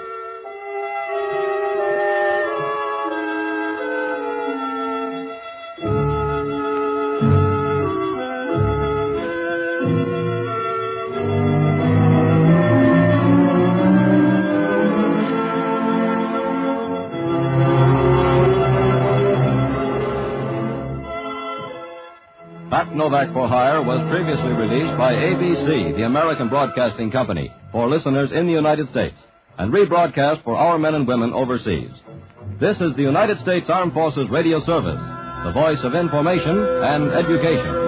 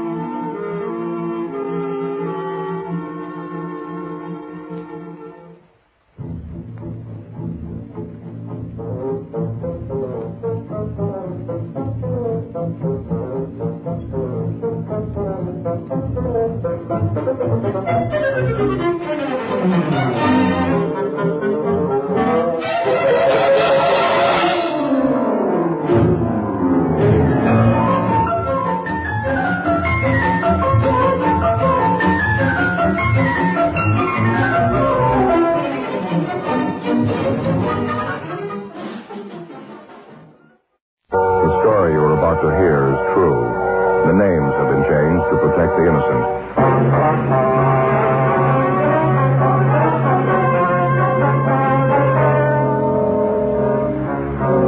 You're a detective sergeant. You're assigned to narcotics detail. A steady supply of high-grade narcotics is finding its way into your city. For 2 months, you've been trying to run down the source. The first real break finally comes. Your job? Check it out.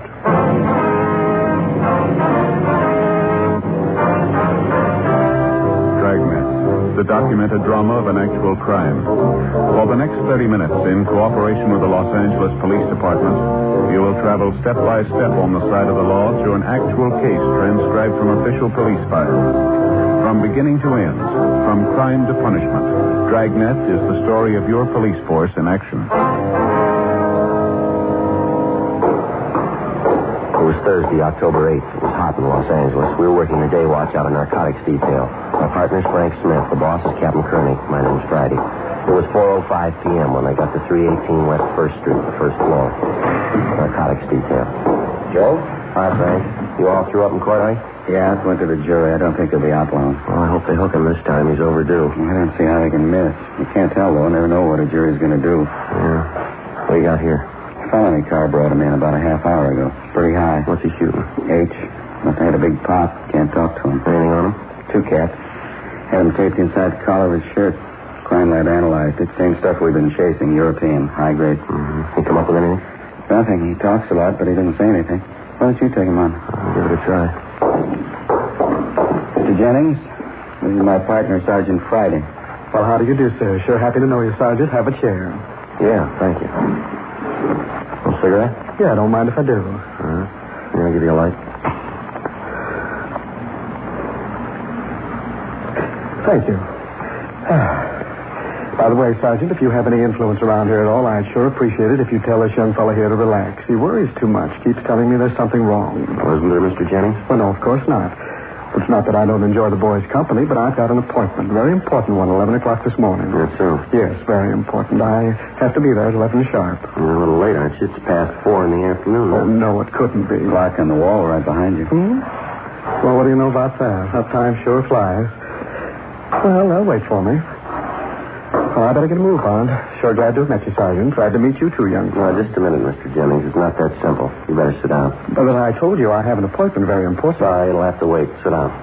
All right. How about it, Jennings? When'd you have your last fix? What do you mean, when I have a fix? You know what we mean. Your arm looks like a punch board. Oh, the scars. Yes, of course. I take vitamin shots.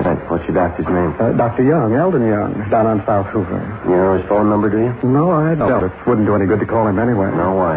Well, he's not there. He's dead. You sure of that? Well, I ought to be. I went to his funeral. When did he die? Oh, I don't know. 2 or 3 months ago. Sure was a nice fellow. Fine doctor. That's a sample, Joe. Been rattling off like that ever since they brought him in.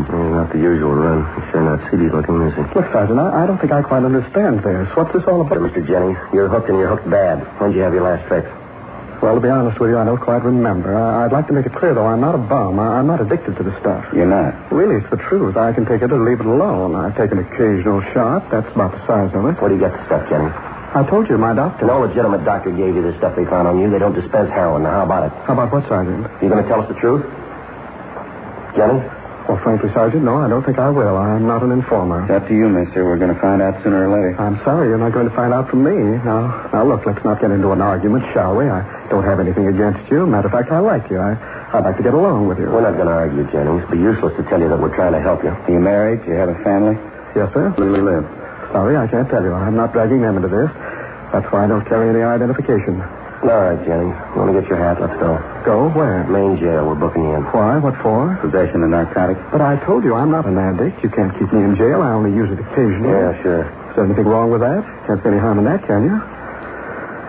Are you listening? I'll have that in the morning, will you? 4:38 p.m.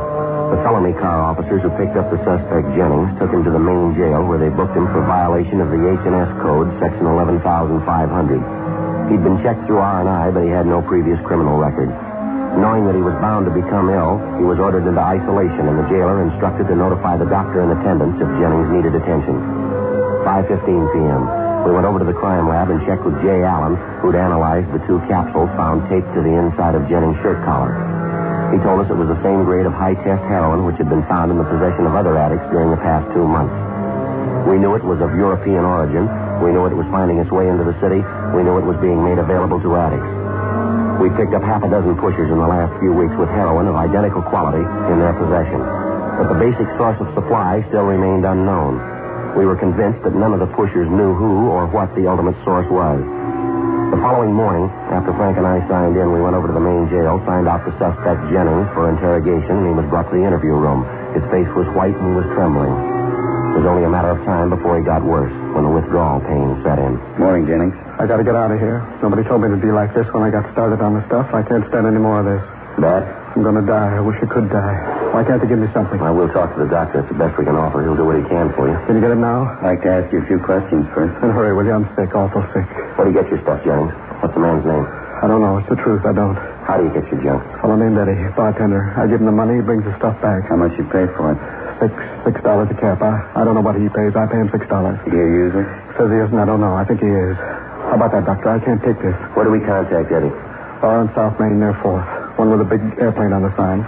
What's his last name, you know? Eddie what? I don't know. What's he look like? Tall. He's got blonde hair. Wears a big signet ring. Eddie, that's all I know. Good guy. He was trying to help me. Any idea where he gets the junk? I don't know, except one night I was with him. Yeah? Drove out to a little joint in Manchester beer garden. He went in alone. When we got back downtown, he had the stuff. I don't know. You know if he got it from a man who worked there, or do you think it could have been one of the customers? I didn't see him. I didn't go in. I don't know. You know anybody else who's in with this Eddie? Anybody with $1? He'd do anything for money. Hey, ever tell you where this junk's coming from? Who's bringing it in? Oh, I asked him once. He got a little sore. He said, what do you care as long as you get yours? I don't know. A cigarette, Jennings? No, if I could just rest. If I could just let go. Can't you do anything for me? Why did they tell you it's going to be like this? I'd like to have you help us. Now, as long as there are men like Eddie running loose, there's going to be men like you that he's going to feed on. How about it? Anything else you can tell us? That's all I know. I got the stuff from Eddie. Talk to him. No more questions, huh? One more, Jennings, about your family. Don't want to talk about it. Your wife called. She found out you were in jail. No. She's coming down to see you. She can't. I don't want to see her. Tell her not to come. We can't stop her. Caused her enough trouble. 20 years of it.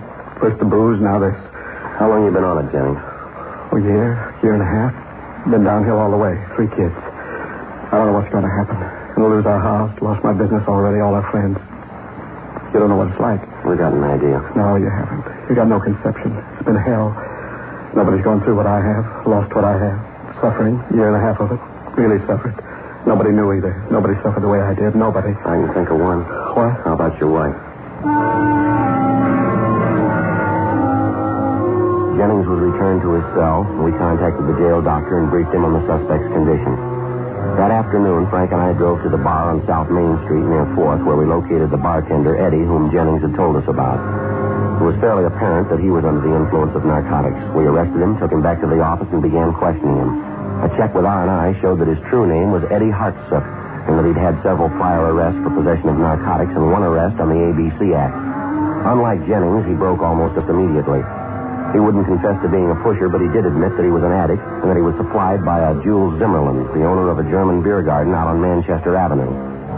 He told us he'd met Zimmerman through a mutual friend who was now doing time in Folsom for robbery. He identified the friend as Pete Heimer. We checked with records and found it was true.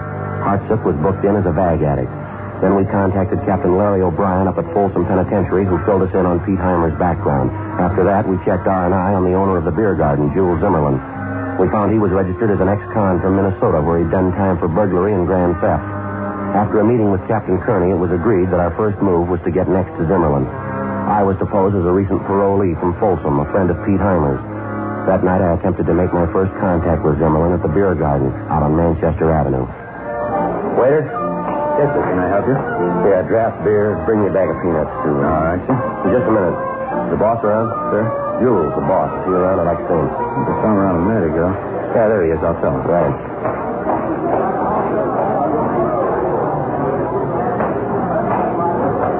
Yes, you want to see me? You Jules Zimmerman? That's right. Jack Bronson. I'm a friend of Pete Heimer's. He told me to look you up. I thought Pete was in Folsom. Yeah, he is. I was in there with him. His cellmate. I drew parole about a month ago. Oh, I see. Mind if I sit down? Go ahead. Go ahead, sure. How's Pete making out? Doing all right? Well, it's kind of rough. He's fighting time, doing it the hard way. He's not young anymore, you know. Yeah, it's too bad. A nice fellow, Pete. Never did use his head, though. Here you are, sir. Draft beer. Peanuts? Mr. Zimmerman? No, nothing. Yes. Where are you from originally, boss? In L.A.? No, Detroit. What are you figuring on doing now? Going back there? No. I don't know what I'm going to do. I'm still looking around. Can't go back to my racket, that's the thing. That's so? Yeah, they got my M.O. tag from here to Seattle. What's that? Safe. That's all I ever worked. That's what I Do thought. you mind if I... No, help yourself. Oh, thanks. Yeah, you've had tough luck. How much time you do? 2 10, 7 in, 3 out. You working now? Yeah, lumberyard. What's that? I said a lumberyard. Must be easy. Your hands don't show any work. No, of course not. I don't go into that rough stuff. I'm a clerk over there. It's an easy touch, not much dough, though. What are your plans? Got anything in mind? Oh, I don't know. Money. Pete told me if I ever got disgusted to look you up. No, I don't know. There's not much doing around here right now. I really tried to make it when I came out this time and play it straight. You want some of these? No, thanks. You go ahead. Okay. Tried to play it straight, stay on the street. It can't be done. I can't punch a clock. It drives me crazy. Oh, I wish I had something for you. Don't know this thing. It's rough, Bronson. I got an idea how you feel. I guess you ought to know. Pete told me. Said you fell twice back east. Minneapolis, wasn't it? Pete talks too much. Well, only to the right people. Nice setup you got here, Jules. You must sell a lot of beer, huh? I get by. Orchestra, big layout, first cabin. Well, we got pretty good business going. What's the pity, huh, Jules? I need a job. I got to turn a buck. I wish I had something for you. Now, look, I didn't spend all that time in the joint with Pete for nothing. I know the setup. Pete says you're the right guy to do business with you. What do you mean? Just that. I got contacts up by Fresno, Red Mountain. Good contacts. A lot of money up there. Pete says you handle quality stuff, European. The stuff they're pushing up around Fresno is nothing. Real lousy. If we play it straight, we can both score. We score good. I don't think I'll follow you, Bronson. I think you do. If we get the right stuff up there at the right time, we can clean up. I know we can. That's so. I got a buddy who had a bummer ride to get up there 4 months ago. Now he's driving a Cadillac. Great business up there. It's fast and it's clean. Hey, you want another beer? I can't afford to stall in this, Jules. There's a lot of sucker money around, and I want a piece of it. Well, maybe we can talk, Bronson. I don't know. It might work out something. I'd like to get to know you. What's the pitch? I said I was a friend of Pete's, didn't I? Check with him, or don't you trust him? I haven't heard from Pete lately. I like to. Can't be too careful, you know. It pays to check things out. All right, go ahead and check. I just haven't got the time to throw away, that's all. I'm too crazy about these peanuts. Well, I'll tell you. I might send the wife up to visit Pete this Sunday. She doesn't know him, but she can ask him about you. I hope you don't mind. No, I don't mind. I just want to get going. If you haven't got any junk to push, put me next to somebody who has, huh? There's dough to be made, enough for both of us. I want to make it. You can't go wrong in the deal. You're smart enough to see that, aren't you? You talk fast, Bronson. Look, you're not doing me any favor. I'm doing you one. If you're not ready to move on the deal, just say so. If you are, okay. Well, it's a big rush. Take your time. Let's talk about it. You already have. How about it? How about what? You got this set up. Now, when do I get an answer? When I get one from Pete. 11:30 p.m. I traded small talk with the narcotic suspect, Jules Zimmerman, until closing time.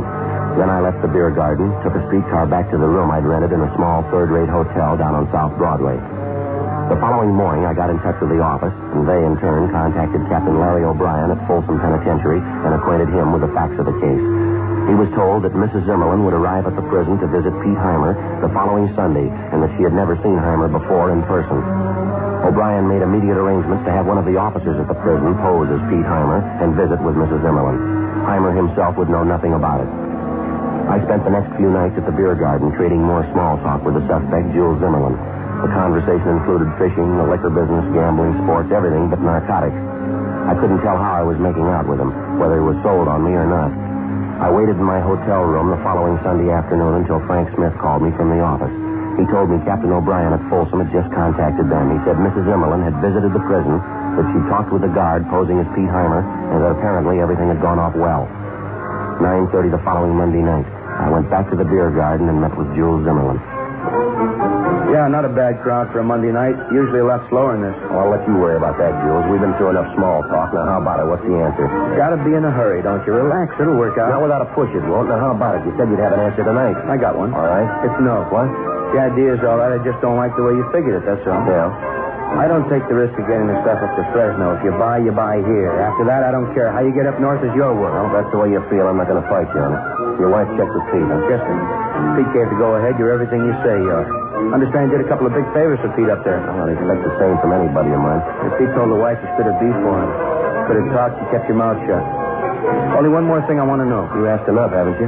You ever chip you around with the junk? Do I look like it? I wouldn't touch it for $1 million. I know the things I'm weak on. H isn't one of them.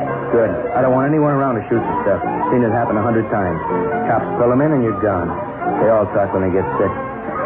Let's stand business. Come on back in the office. All right. You say you got these friends who want to buy. How much money can they raise? It depends. How much stuff can you come up with? I mean, good stuff. Everything I handle's good. Here, go ahead. All right. Now, how about it? How much they want? I told you, it depends. How much can you deliver? That's up to the big man. I don't know how much he's got left. I figure stores are pretty low. Thought you were the big man. Bum guess. I handle the stuff for him, that's all. I get my cut. Well, he must be big. Who is he? None of your business. You don't make the deals with him, you make them through me. All right, with me. You say you figure he's pretty low on the supply, huh? Mm-hmm. When's he going to have enough to deal? I mean, a big buy. Maybe this Saturday, I don't know. When will you know? Saturday when I see it. How much cash can your friends raise? 10,000, maybe more, depends. You have the money by then? Maybe. I'll have to have a couple of days, contact my friends. Probably they'll want more. How's the stuff come in? Why? Well, what do you think? Why? I want the right slant. Where's it coming from? I'm not going to get loaded down with Mexican stuff. We can help it. Don't worry. European comes in by ship. Yeah, well, it doesn't gel for me. How do they get it by customs? They don't. I do. By the way, you doing anything Saturday? Why? I'll take a little run in my fishing boat. One of the boys is sick. I'll need another deckhand. What kind of sailor are you? I can make out. All right. Come along. We'll do a little fishing. You might learn something. Yeah. Smuggling's not as tough as it looks.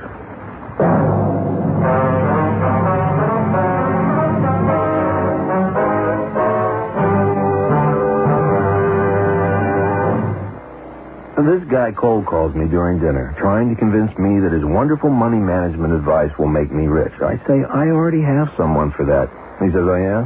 What does your guy do for you? I say, well, let's see. He helps plan my investments for long-term growth. He administers my 401k, and he's got people managing my trust real estate holdings and dealing with all the zoning and entitlement stuff that drives me crazy. He can get me $1 million line of credit to help pay my capital gains tax, and he can occasionally talk some financial sense into my brother-in-law. Well, there's this pause on the other end, and then he says, do you need any mutual funds? At City National Bank, we realize you do things not everyone can do, and you need things not every bank can deliver. Talk to a trusted investment specialist at City National, the way up. Visit us at cnb.com, member FDIC. Some investments are not FDIC insured, have no bank guarantee, and may lose value. I'm talking to myself. Again. This time I'm talking car insurance. I don't want to think about car insurance. I know, but I need to pick a car insurance company, and I heard about Wawanisa Insurance. Yeah, from my sister Jan. Wawanisa. I hear they're really good. Oh, the best. The Department of Insurance said they had no real complaints last year. 0 customer complaints. And Jan says they settle claims fast, fairly, and accurately. Great service. Just what I'm looking for. Wawanisa gets an A-plus rating from AM Best and has been in business for over 100 years. Wow. Service and stability. Did I mention that Wawanisa has really low rates, too? Jan's been saving money with them for years. Gee, with the money I'll save with Wawanisa's low rates, I'll have more money to spend on the kids. Okay, I'm going with Wawanisa. With Wawanisa, I'll never have to think about car insurance again. Check Wawanisa's low rates today by calling 1-800-438-4300 and ask about their homeowner and condo insurance, too. Call 1-800-438-4300. Wawanisa Insurance. Excellent service at an excellent price. KNX 1070 News Radio.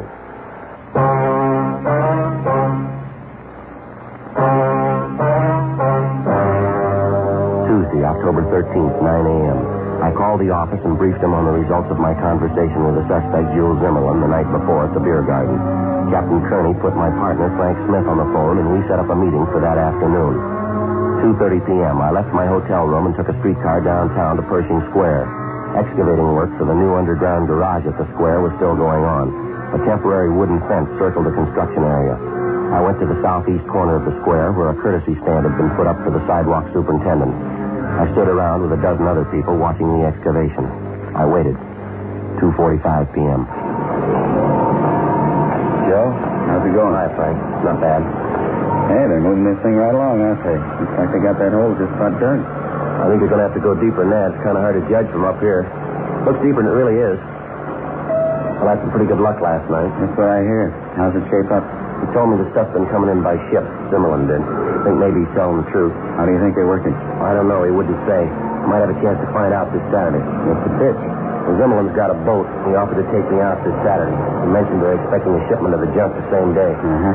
Could be he's got some connection on one of the ships coming in from overseas. He takes his boat out, meets the ship, and somehow they transfer the junk without attracting attention. Any chance you can get the name of the connection, if there is one, I mean? I'm going to try. There's supposed to be a big man in the setup, too. I haven't got his name yet either. Somebody over Zimmerman? Yeah. You handle the details for Saturday, will you? I'll keep you brief. Okay. Check on all the ships that are due into Wilmington Friday and Saturday, will you? I'll find out where Jules keeps his boat moored, and you can make arrangements to have the dock area covered and notify customs, too, huh? Right. You got any kind of a deal set up with Zimmerman yet? Yeah, I'll buy for $10,000. I'm supposed to be making it for friends up in Fresno. Tell the captain I'll need some dough. How much? Well, you can rake together 1,000 if you can. You know, small bills make it look big. Right. I'm a little worried, Joe. Things seem to be rolling out too fast. How do you mean? Possible Zimmerman might be wise. Maybe he's just stringing you along. You're not going to be able to follow you out in the bay, not without tipping the whole thing. Yeah, I know. You're going to be strictly on your own on that boat. If Zimmerman's wise, he and the gang will be in a perfect spot. Maybe we could set it up to have a boat standing by if you need help, maybe half a mile away or so. Yeah, I might scare him off, ruin the whole deal, Frank. Yeah, that's the trouble, Joe. If they're wise and they get you out on that boat, they got you cold. They won't give odds on your chances. Well, then we're even. I'm not giving any on theirs. For the rest of the week, I spent the days in my hotel room and my nights at the beer garden setting up the buy with Zimmerman. Thursday night in Zimmerman's office, we agreed on the final details for the buy. In the process, I succeeded in finding out the plan for the meet. At 2:30 Saturday morning, Zimmerman, 2 of his gang members, and myself would board his boat at a private dock in the San Pedro area and proceed 5 miles out from shore. How the actual transfer of the narcotics was supposed to be made, I still couldn't find out, but I did learn that Zimmerman's main contact on the deal was a Marcus Torricelli. He was supposed to be a steward aboard an inbound freighter. The next day, I relayed the information to the office and gave him a final briefing on the plans for the meet as Zimmerman outlined them to me. Saturday, 2:30 a.m. Zimmerman and I, along with the 2 members of the gang, boarded his boat at the private dock and proceeded out to sea. It was a fairly new boat, well appointed, a 38-foot motor cruiser. The 2 men kept busy above deck. Zimmerman and I played cards, talked, and drank beer down in the cabin. 5 a.m. 2 pair of queens up. You do better? And you dealt it. 3 trays. Had enough? $40 worth, plenty. Want another beer? No, I got a headache. What time you got? Later than I thought. 20 after 5. Let's go topside, give it.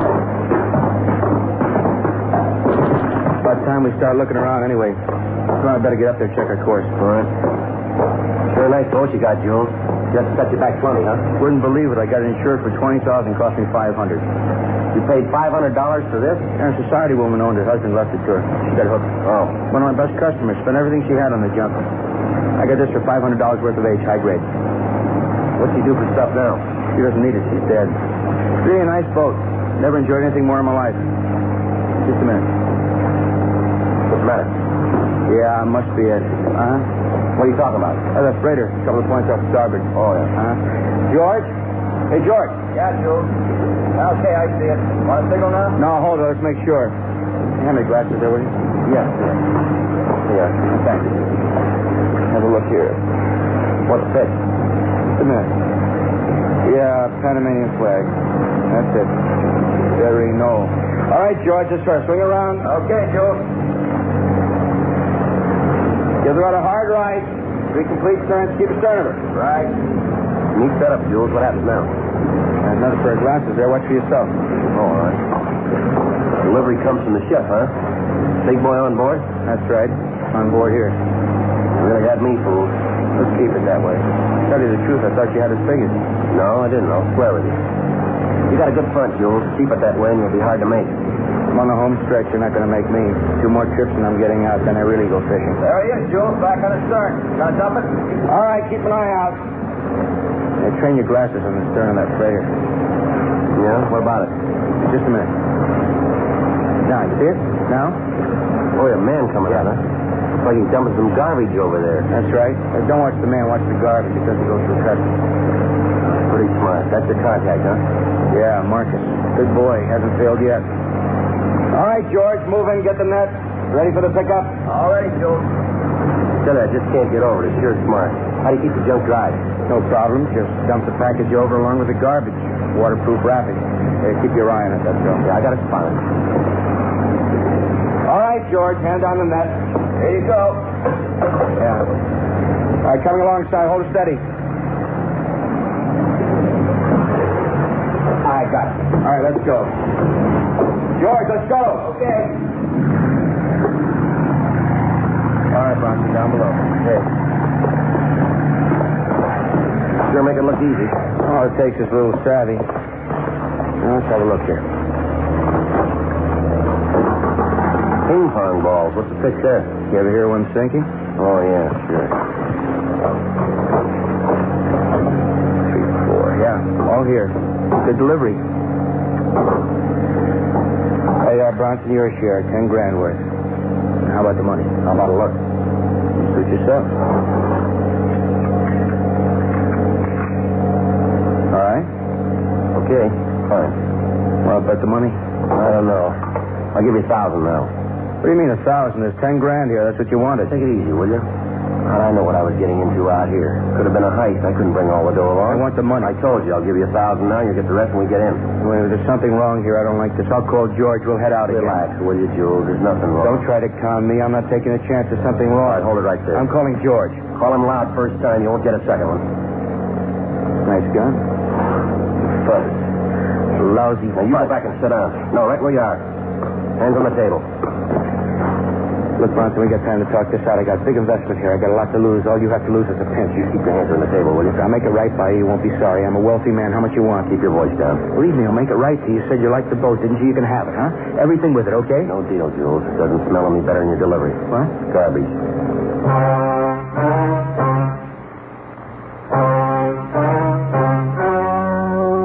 The story you have just heard was true.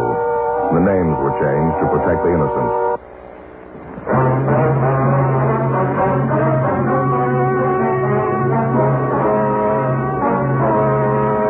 Jules Zimmerlin, his contact Marcus Torricelli, and the other 2 members of the narcotics gang were filed on in the district attorney's office for violation of the State Health and Safety Code, Section 11,500, 1 count.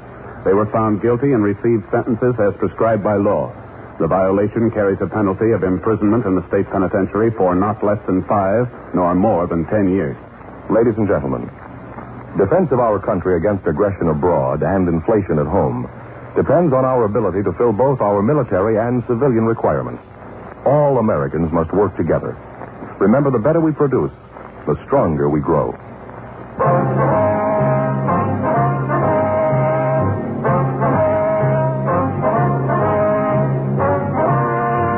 You have just heard Dragnet, a series of authentic cases from official files. Technical advice comes from the Office of Chief of Police W.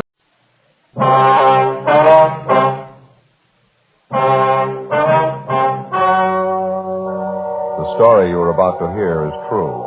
The names have been changed to protect the innocent. Fatima Cigarettes, king size, extra mild and soothing, brings you Dragnet on both radio and television.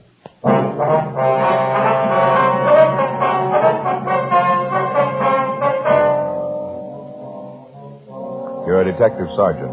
You're assigned to homicide detail. An unidentified man is abducted from a downtown street. The scene is checked where the man was reported taken.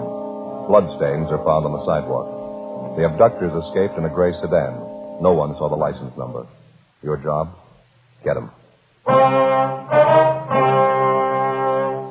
Compare Fatima with any other king-size cigarette. Yes, compare Fatima with any other king-size cigarette. 1. Fatima's length filters the smoke 85 millimeters for your protection. 2. Fatima's length cools the smoke for your protection. 3.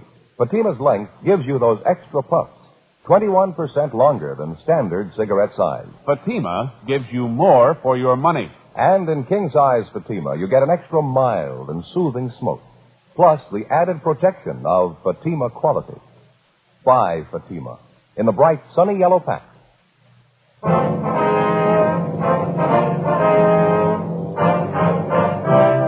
Dragnet, the documented drama of an actual crime. For the next 30 minutes, in cooperation with the Los Angeles Police Department, you will travel step by step on the side of the law through an actual case transcribed from official police files. From beginning to end, from crime to punishment, Dragnet is the story of your police force in action.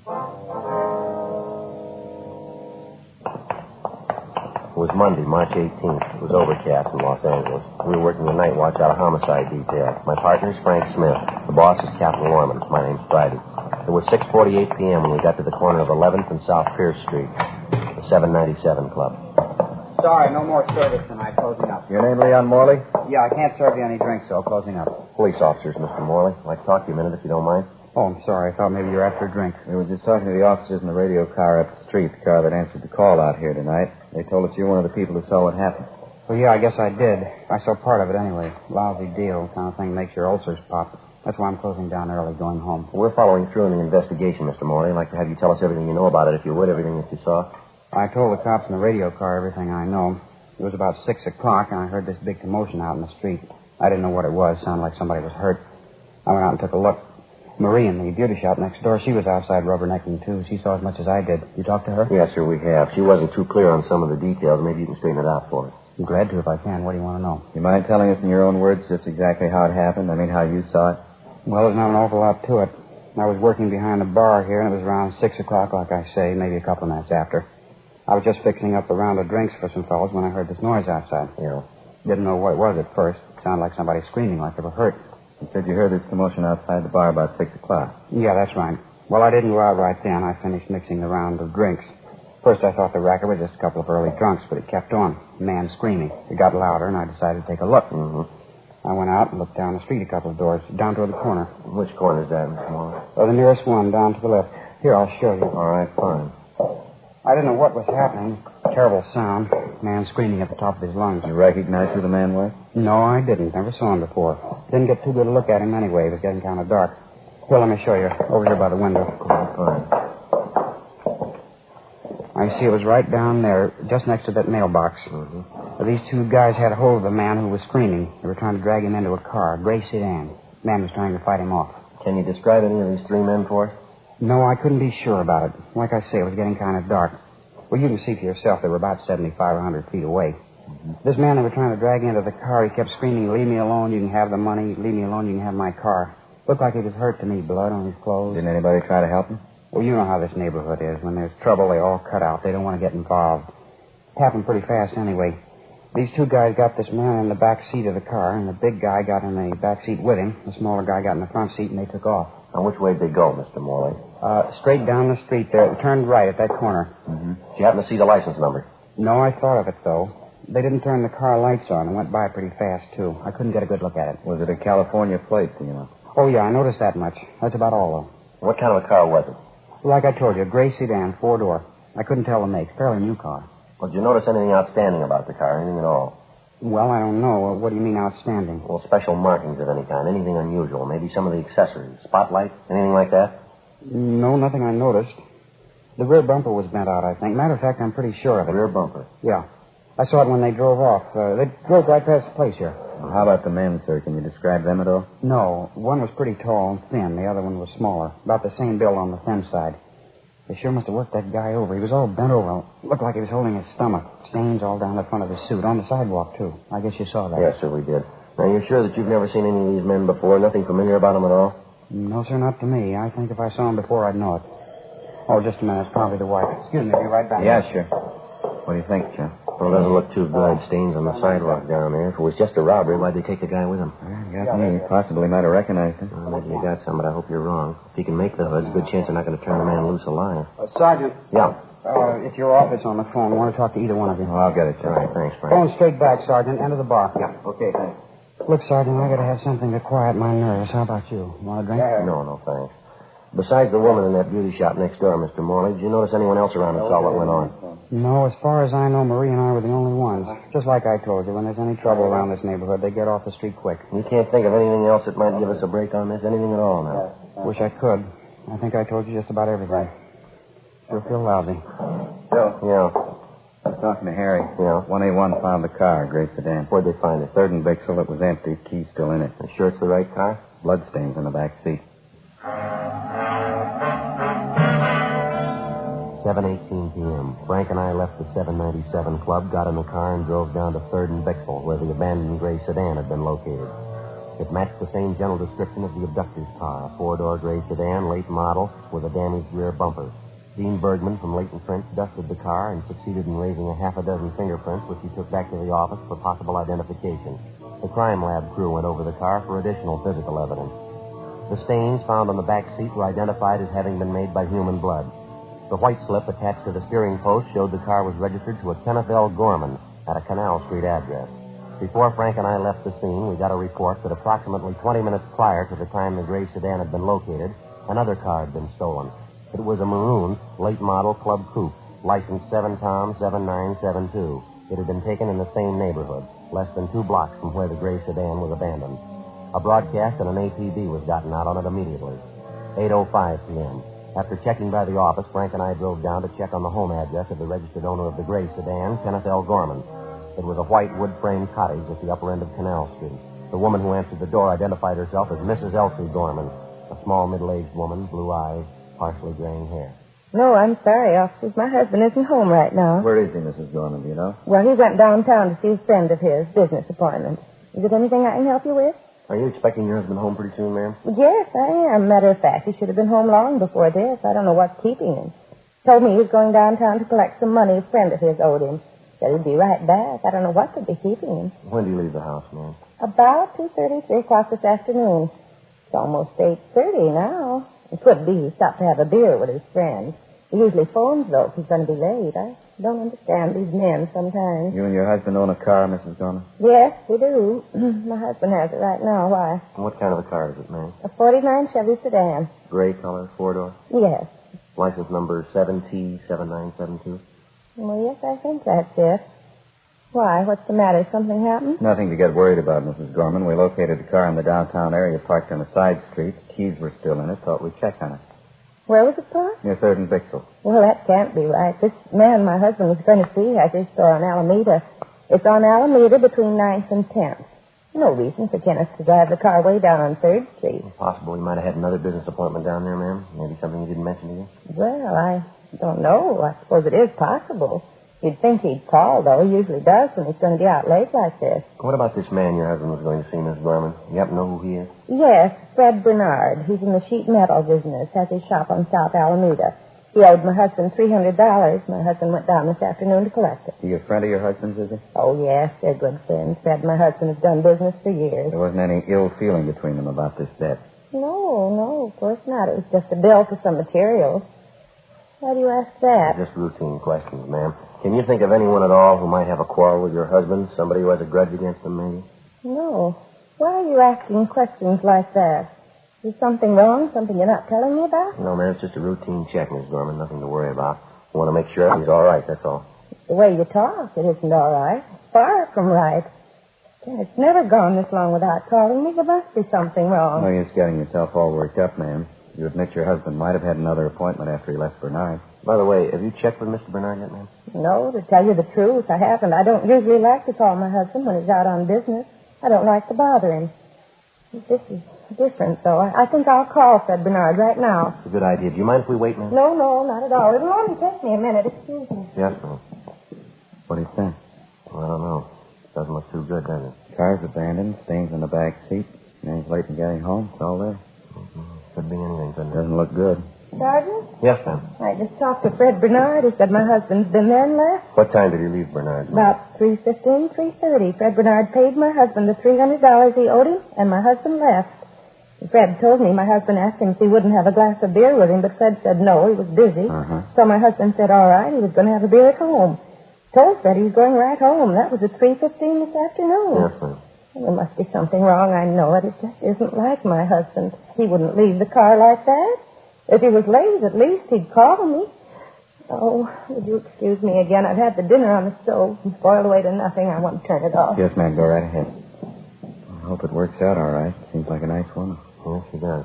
Sure doesn't figure, does it? He's had plenty of time to get home. No reason why he shouldn't be here by this time. Well, I can think of two. Yeah? An empty car and $300. We continued interviewing the wife of the missing man, Kenneth Gorman, and she told us that occasionally he did some drinking at neighborhood bars. She also told us that when her husband drank quite a bit in public places, he was over-friendly and he liked to brag and flash money. Mrs. Gorman got on the phone, contacted all their friends and relatives who happened to be home, but none of them had seen or heard from Mr. Gorman that day. Before Frank and I left, Mrs. Gorman gave us a complete description of her husband, the clothing he was wearing, and also a recent photograph of him. We called Fred Bernard, the friend of the missing man, the last known person to see him, and told him that we'd like to talk to him. He told us that he was working late, getting out a rush order, and that we could find him in his shop.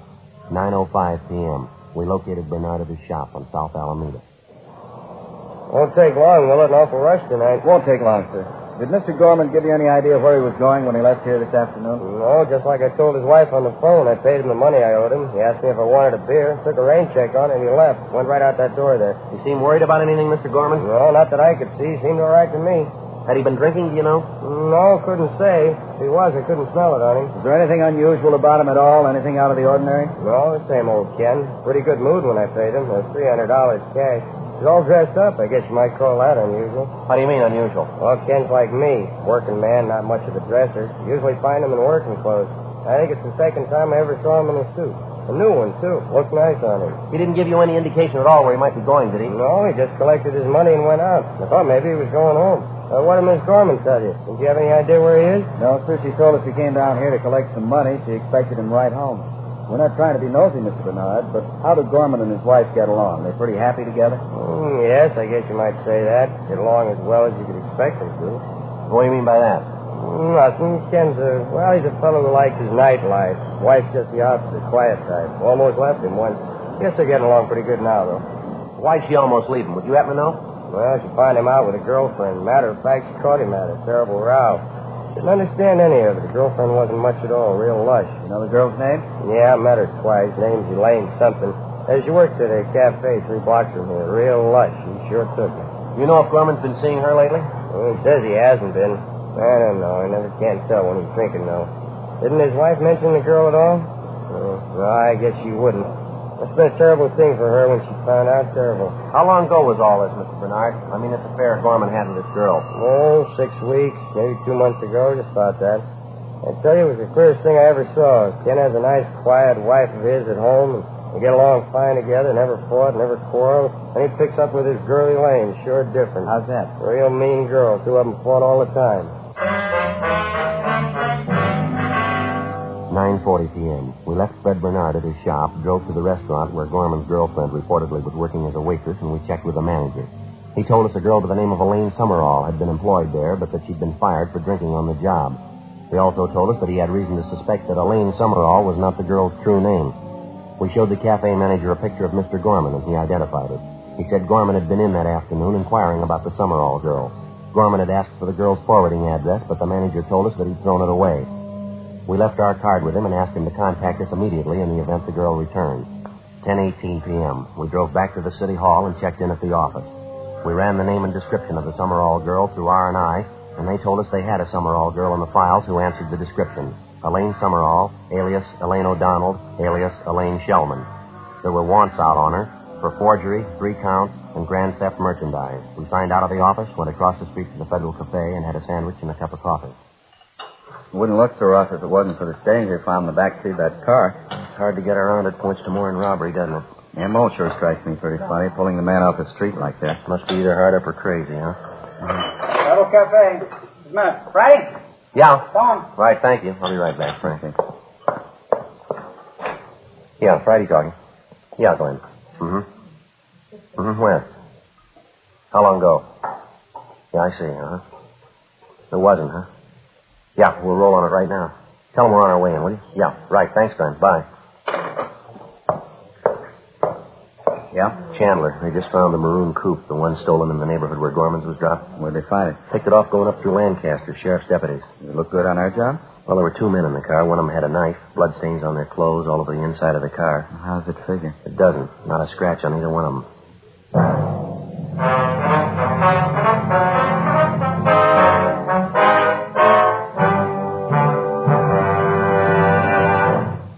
You are listening to Dragnet, authentic stories of your police force in action. Friends, because of its quality, its extra mildness, its better flavor and aroma, more smokers coast to coast are switching to king-size Fatimas every day. Yes, more smokers coast to coast are finding that in Fatima, the difference is quality. Now, here's the practical way to prove Fatima quality yourself. Compare Fatima with any other king-size cigarette. 1. Fatima's length filters the smoke 85 millimeters for your protection. 2. Fatima's length cools the smoke for your protection. 3. Fatima's length gives you those extra puffs, 21% longer than standard cigarette size. Fatima gives you more for your money. And in king-size Fatima, you get an extra mild and soothing smoke.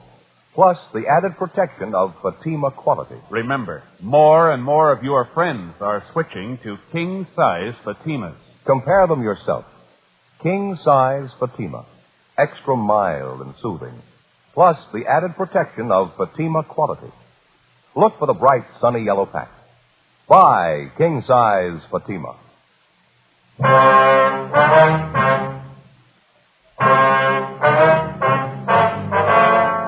Monday, March 18th, 10:40 p.m. After we received the report that the stolen maroon coupe, along with the two suspects, had been recovered north of the city in the town of Lancaster, Frank and I stopped by the record bureau and checked to see if there was a make on either one of the suspects. The first one, Paul Mike, white male American, 32 years, 5'11", 150 pounds, brown hair, brown eyes. He had a long felony record, including burglary and robbery. He'd served sentences in both San Quentin and Folsom, and there was a warrant on him for violation of parole. The second suspect, Floyd Compton, white male American, 34 years, 5'8", 135 pounds, black hair, brown eyes. His record included arrests on suspicion of burglary, 4 grand theft merchandise, and 3 drunk arrests. He was a petty thief known to us as a shoplifter. He'd never served time in a penitentiary. 10:55 p.m. Frank and I, with identifying photographs of the two suspects, left the city and drove north. We checked in at the Lancaster Sheriff's Office substation. Captain Walker Hannon briefed us on the details of the arrest, and then he showed us back to the cell block where the two suspects were being held. He told us neither of the men had been questioned because the officers there weren't acquainted with the facts of the case. He also informed us both men had been separated from the time of their apprehension. Captain Hannon had Paul Mike taken from his cell, and he was brought to the captain's office where we started to question him. It went slow. I don't think I understand you, Sergeant. What's all the excitement about? You can answer that better than we can, Mike. Answer what? What do you want to know? The car, Mike, and the blood stains. What about them? A little unusual, wouldn't you say? I don't know anything about any blood stains. If they're in the car, I don't know how they got there. It isn't my car. Yeah, we know that. What about the stains in your clothes? Well, I don't know. We were sitting in the car there. Maybe the stains rubbed off on us. You got a cigarette? Only one thing wrong with that story, Mike. The stains are on the wrong side of you. All right, so I had a fight. Got hit in the nose. What's that, a law against it? I got a hunch, Mike. Yeah? You're lying. Where'd you get that car? I told you where I got it. Me and Compton were bumming a ride on San Fernando Road. This spook came along in the maroon coupe and gave us a ride. A couple of miles this side of Lancaster, he stopped the car and got out. Said he'd be right back. Walked right out into the desert. That right? Yeah. Waited for him to come back. Waited a long time. Honked the horn, yelled for him. We finally gave it up. Matter of fact, Compton and me got a little scared. Thought maybe the car was stolen. I didn't want to get caught in a hot car. I'm an ex-con. I couldn't stand the heat.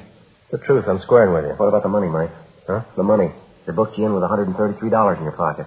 Oh, yeah. I got lucky in a crap game last night. I was pulling out. How about the pocket knife? Blood stains on it? You win that in the crap game, too? No, matter of fact, it was in the car. Found it right there on the seat. Big coincidence, Mike. Somebody leaves you a car, blood stains on the inside, stains on you and your partner. Pocket knife, stains on that, too. You're on parole, leaving town without notice, driving a car you're not supposed to be driving, pocket full of money you got no way of accounting for. Face it, Mike. What do you mean? Face it, you're dead. Flag on your card now. Parole officer wants you. Now, how about the truth? What do you mean the truth? I've told it to All right, you. now, come on. Let's save time for all of us, Mike. You've been around long enough. You graduated. You know we're not going to buy that line. What line? How can I explain things to you? You won't believe me. I told you nothing but the truth since I walked into this room. You won't believe me. You got a cigarette? How do you account for the blood in your shirt? I told you I had a fight. Guy hit me in the nose. Happened right down there in L.A. You can check it. Where did it happen? Bar. Downtown. There's a lot of bars downtown. Well, place on South Pierce. I go there sometimes. What's the name of it? 797 Club. Ask anybody in there. You said it happened tonight?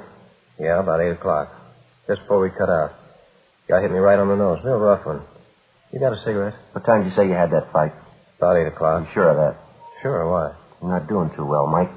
Now what's the matter? We were at the 797 Club tonight. We talked to the owner. So what? We were there at 6:35. He locked the place up and went home at 6:45. He was sick. 797 Club? Yeah, that's right. Now, where were you at the time of the robbery? I want an attorney.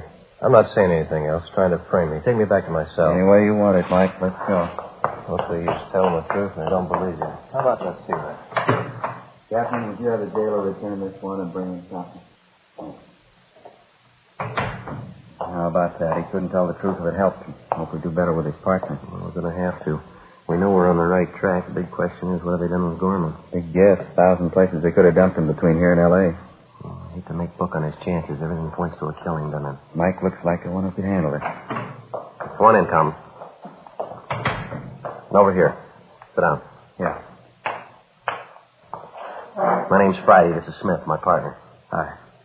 Branched out of your class, haven't you, Compton? Money in the big time here? What do you mean? We haven't done anything. Robbery, kidnapping, grand theft auto. You're moving pretty fast. Didn't Mike tell you? This guy gave us a ride. He stopped the car and walked away. We didn't steal the car. Thought the guy was lost. We drove in here to get help. Let's take it from the top. Where'd you spend the day? Who were you with? Mike. He stayed overnight with me.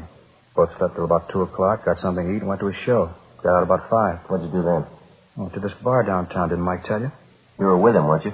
Sure, I was with him. He'll tell you that. He did. And you didn't do anything wrong, did you? No. Then what are you worrying about? Let's forget Mike now. You level with us, will you? You're getting it straight. I didn't do anything. Mike says he can't stand another beef. Can't afford it. He's 2 up right now. I know that. Well, we believe him, Compton. Mike's done too much time. He couldn't make another trip easy. We think he's telling us the truth. Well, so am I. What are you getting at anyway? All right, now let's get on the bandwagon while you can. We don't need you, Compton. If you talk or not, it doesn't make any difference. Just a minute. Can I talk to Mike? All right, we'll give it a try. Frank, you want to ask him? Yeah, okay. Be right back. Now, let's pick up where we left off. The blood stains on your clothes, stains inside the car. Where'd they come from? Mike told you, didn't he? Yeah, you tell us. What for? Why can't I wait till Mike gets here? All right, what about the money? You want to explain about that? Nothing to explain. I saved it. What kind of work do you do? Odd jobs around town, any place I can find them. You say you got up at 2, you had something to eat, you went to a show, and you got out about 5 o'clock. Is that right? Yeah, that's right. When'd you go to the 797 Club? Right after the show, about 5 o'clock. How long did you stay there? About an hour, till about 6 o'clock. Anything unusual happen while you were in the bar? What do you mean? Anything unusual, anything out of the ordinary? Oh, Mike and me sat there, talked, had some drinks. Pretty dead place. Decided to take off for Reno. Mike's got a friend up there, good friend. Thought maybe he'd get the both of us jobs. Compton? Yeah? Where's Mike? I told him you wanted to talk to him. He said he didn't want to see you. He took him out to feed him. Told me to tell you he'd see you in court. What do you mean, see me in court? I think you got it, Compton. We told you we didn't need you. Come on, we're tired. We're going to lock you up. What'd he say? What'd he tell you? Now, look, fella, we're tired. You wanted to go the hard way. All right, you'll get the answers in court. Well, what did he say? What'd he tell you? Come on, let's go. You should have known better. Mike's not going to ride your beef for you. He was in it all the way. It's his idea and it's his beef, not mine. I argued with him. I know he shouldn't have gone along. Crazy. Yeah, come on. It's the truth. The whole thing's Mike's. It's his knife, too. Met the guy in some bar, and he was real high, talking about some dame he was looking for, a girlfriend. Guy bought us a couple of drinks, had a big roll of bills. Mike framed the whole thing. Yeah? Yeah, he wanted to roll the guy. He left, got in the guy's car, and drove with him way toward town. Mike was driving. I didn't know where he was heading for.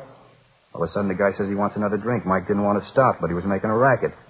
Finally pulled up by the 797 Club. We got out. Then the guy changes his mind. He wants to go home. Mike tried to talk to him, but he wouldn't listen. Mike pulled a knife and cut him. Then he slugged the guy, and the two of us pushed him in the car and took off. Where'd you go from there? We cruised around till we found another car, maroon coupe. We clouded that one, dumped the gray sedan, and took off up this way. Right. Look, it's the truth. I'll even tell you about the guy. What happened to him? You got flashlights in your car? The man's still alive? I don't know. He was when we left him. 1:45 a.m. The Lancaster Sheriff's Substation contacted the local emergency ambulance, and they were instructed to follow our car. Along with the suspect, Floyd Compton, Frank and I got in the car and headed south, following his directions. After several tries at locating the spot where Mike and Compton supposedly left their victim, we finally found where they'd parked their car on the side of the road. We got out, and Compton led us back across a stretch of sand to a thick clump of sagebrush about 300 yards off the highway. The victim, Kenneth Gorman, was lying face down. His hands and feet were tied together. It was fairly evident that he'd lost a good deal of blood and that he was in a state of severe shock. He was placed on a stretcher and placed in the ambulance. All right, Compton, that's it. Let's go. You're real tough. Sure glad he ain't dead. Yeah, sure. Come on. Where are we going now? Back to the sheriff's office. Want to take your statement. Okay with me. There's one thing I want. One more thing. Yeah? That lousy Mike. I want to be there. I want to see him. How's that? Trying to load this thing on me. I want to see his face when you tell him. Can't wait to see it. Yeah, neither can we.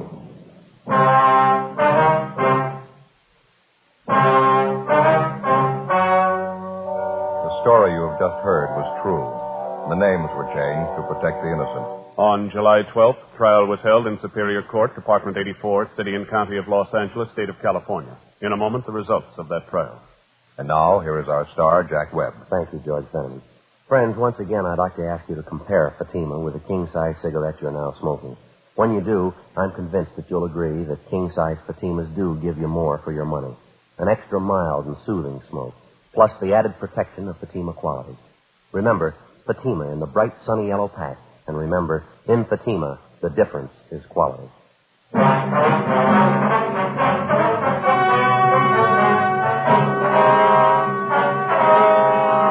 Paul Mike and his accomplice, Floyd Compton, were filed on for violation of Section 209 of the Penal Code, kidnapping for the purpose of robbery, and Section 211 of the Penal Code, robbery in the first degree. They were also filed on for one count of grand theft auto. They were tried and convicted and received sentences as prescribed by law. Kidnapping for the purpose of robbery, where bodily harm is inflicted, is punishable by the death sentence or life imprisonment without possibility of parole. Robbery is punishable by imprisonment from 5 years to life. Grand theft auto is punishable by a prison term of not less than 1 nor more than 10 years. The victim, Kenneth Gorman, finally recovered after more than 3 months in the hospital. Ladies and gentlemen, next week, Dragnet presents a trilogy. 3 documented case histories of vital importance to all of us. This trio of authentic stories is both tragic and terrifying. Please try to hear Dragnet next week when we present our trilogy.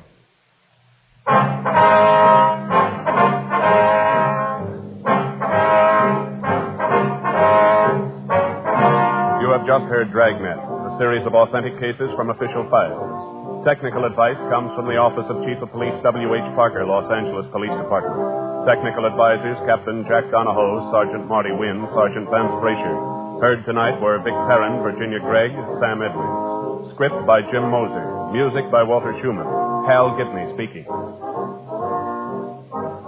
Ladies and gentlemen, you may now read Dragnet every day on the comic page of your favorite newspaper. Please consult your local daily paper. King Size Fatima has brought you Dragnet, transcribed from Los Angeles.